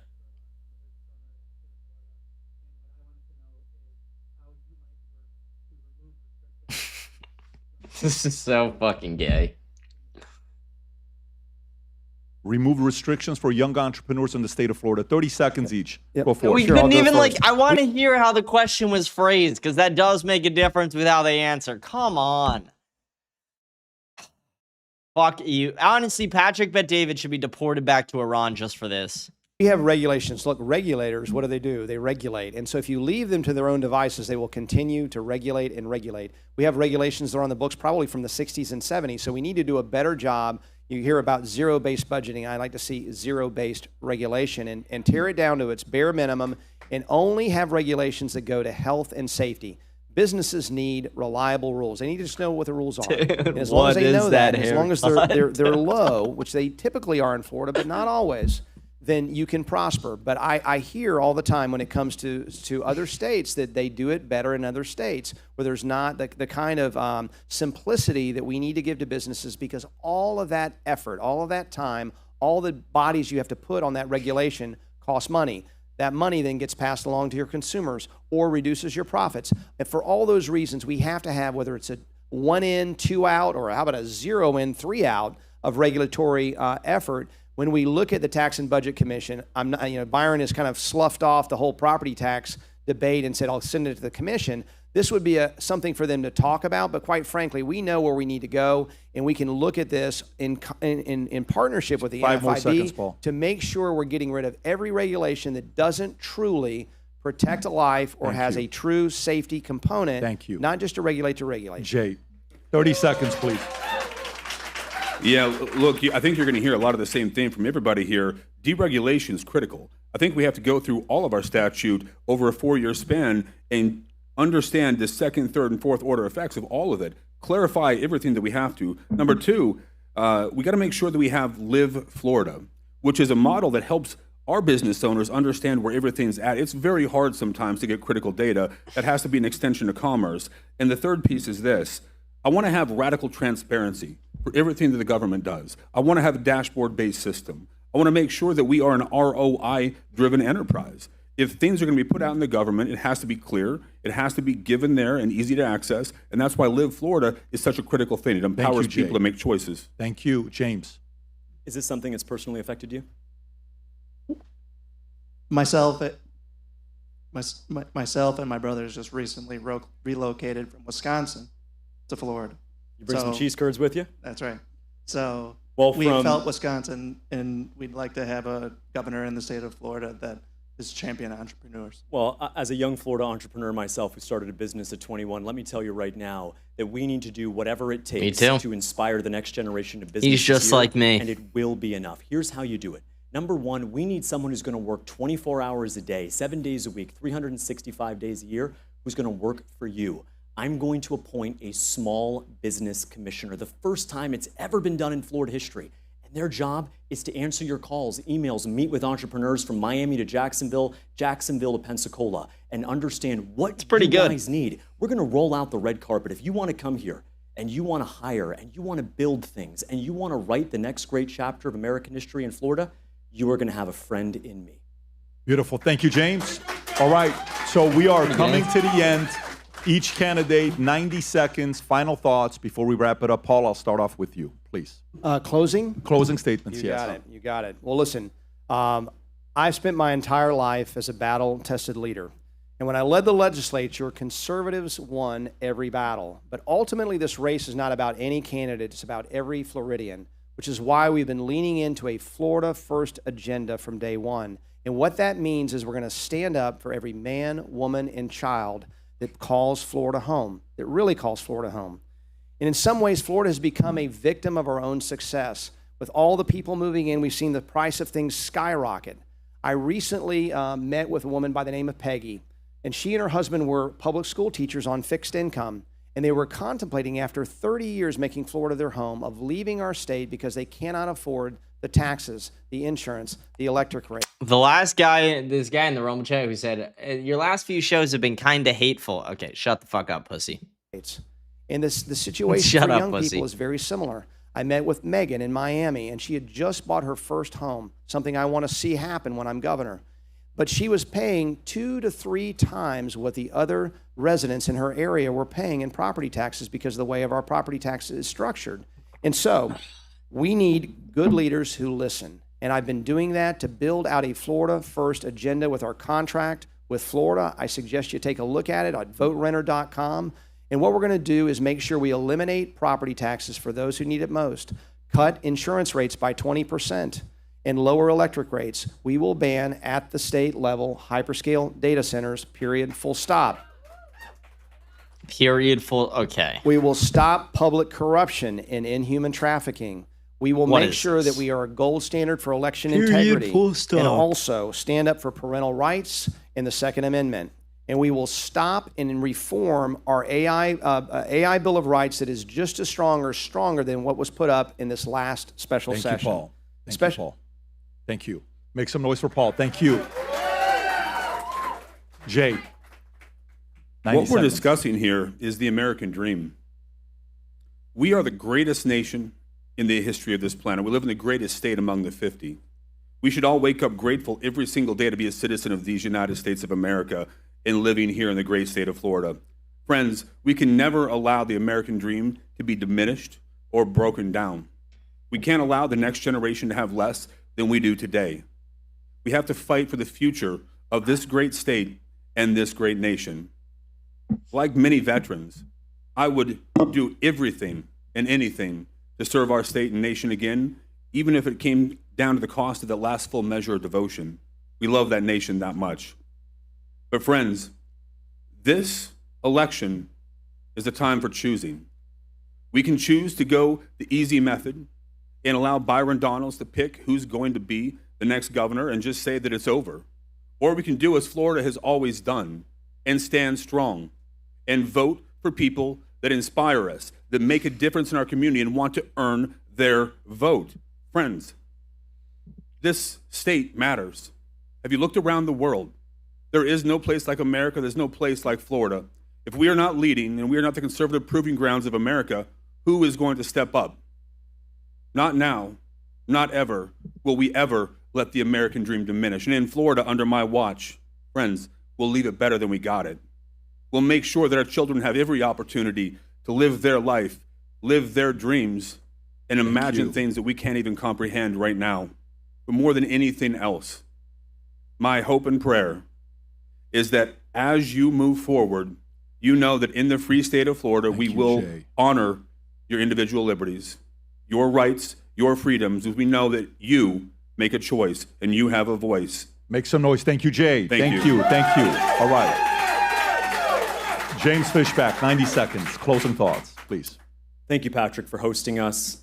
Thank you, Jay and Paul. I know we saw some fireworks tonight. It's because all three men on this stage love this state and love our country. I want to speak directly to the voters who are watching from home. Thank you for tuning in to tonight's important debate. This election is not about the who, This election is about the what.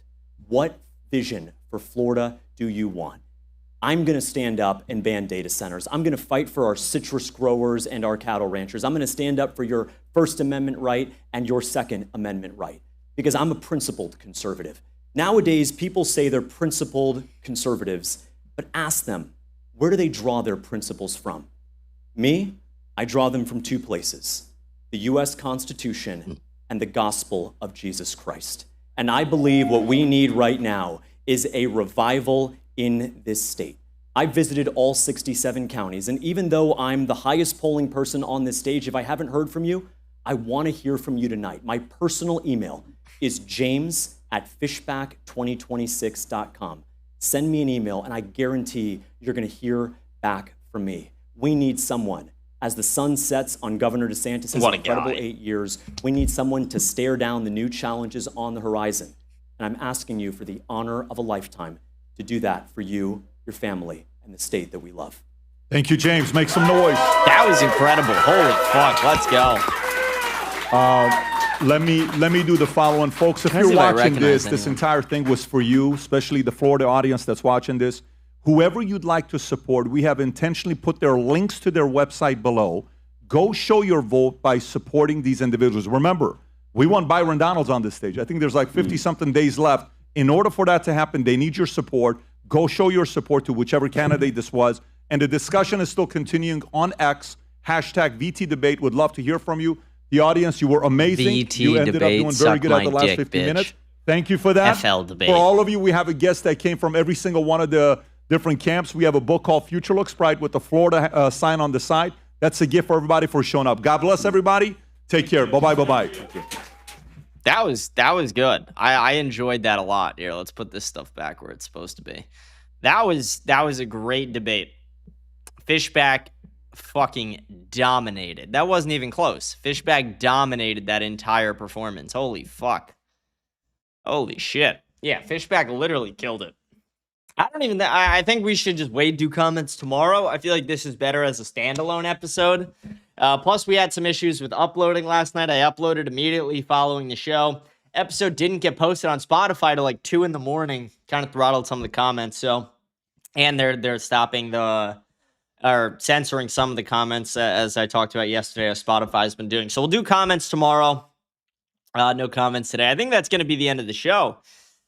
That was incredible, though. I kind of like, normally I'd talk about it after, but I gave literally all my thoughts during the debate. Every time I heard something I like, I celebrated. Every time I heard something I didn't like, I was like, oh, fuck that. I think you guys know exactly how I feel about this debate. Fishback came out on top, and he even ran a poll in the live chat, and Fishback won 71%. 71% said Fishback won that.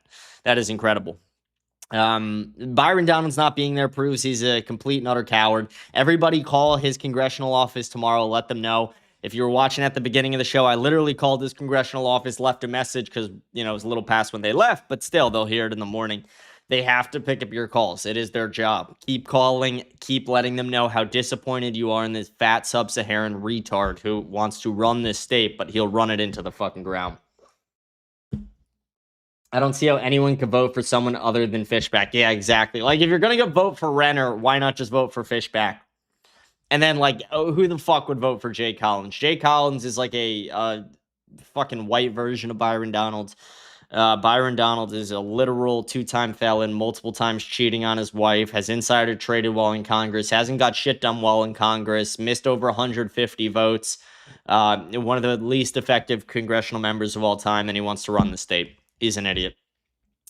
I'm not even the biggest Fishback fan, but he clearly raped. Yeah, it wasn't even fucking close. Literally wasn't even close. Not even close. The other guy goes, claiming to be a follower of Christ, yet calling people retards and pussies isn't Christian-like, and instead of representing Christ-like concern for all people, you'd rather be racist. Suck my dick and stop moral fagging. How about that? Stop moral fagging and stop being a bitch. Do you need a Band-Aid? Does your pussy hurt? Do you need a tampon, faggot? What? Shut the fuck up. Literally so annoying. Someone goes, I missed a lot of the actual debate because I was visiting my grandpa in the hospital, so I'll definitely have to listen on spot. Oh, well, God bless you. God bless your grandpa. I hope you're doing well, buddy. I hope he's doing well. I hope it's nothing serious. That's sad. I'm close to my grandparents, so that is sad. But I think that's going to be the entire show. We're at 2.5 hours. We'll just do the comments tomorrow. I've had the same Zyn pouch in this entire time. I just realized. I was like, I just readjusted it with my tongue, and I'm like, huh.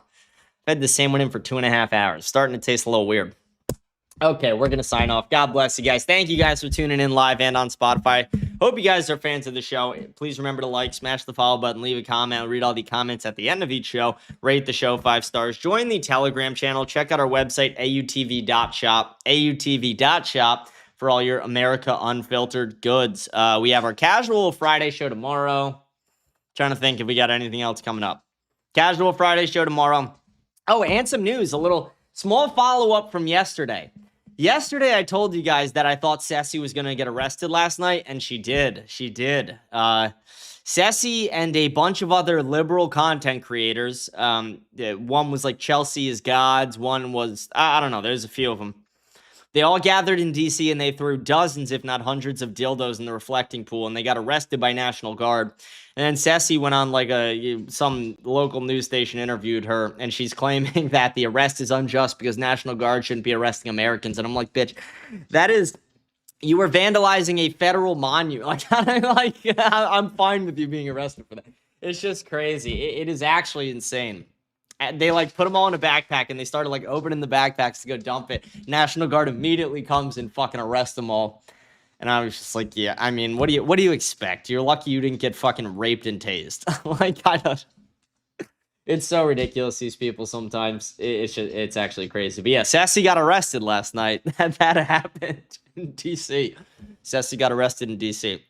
This Zyn is killing me. It literally keeps like it keeps like sliding in my mouth at this point because I've had it in for so long. All right, we're gonna sign off. God bless you guys. I'll see you tomorrow for Casual Friday. Thank you for tuning in. W Fishback, W America. Team USA plays again on the 6th, right? W America last night as well. But God bless you guys. Thank you, and I'll see you guys tomorrow on Friday. Thank you. The America you once knew is dead.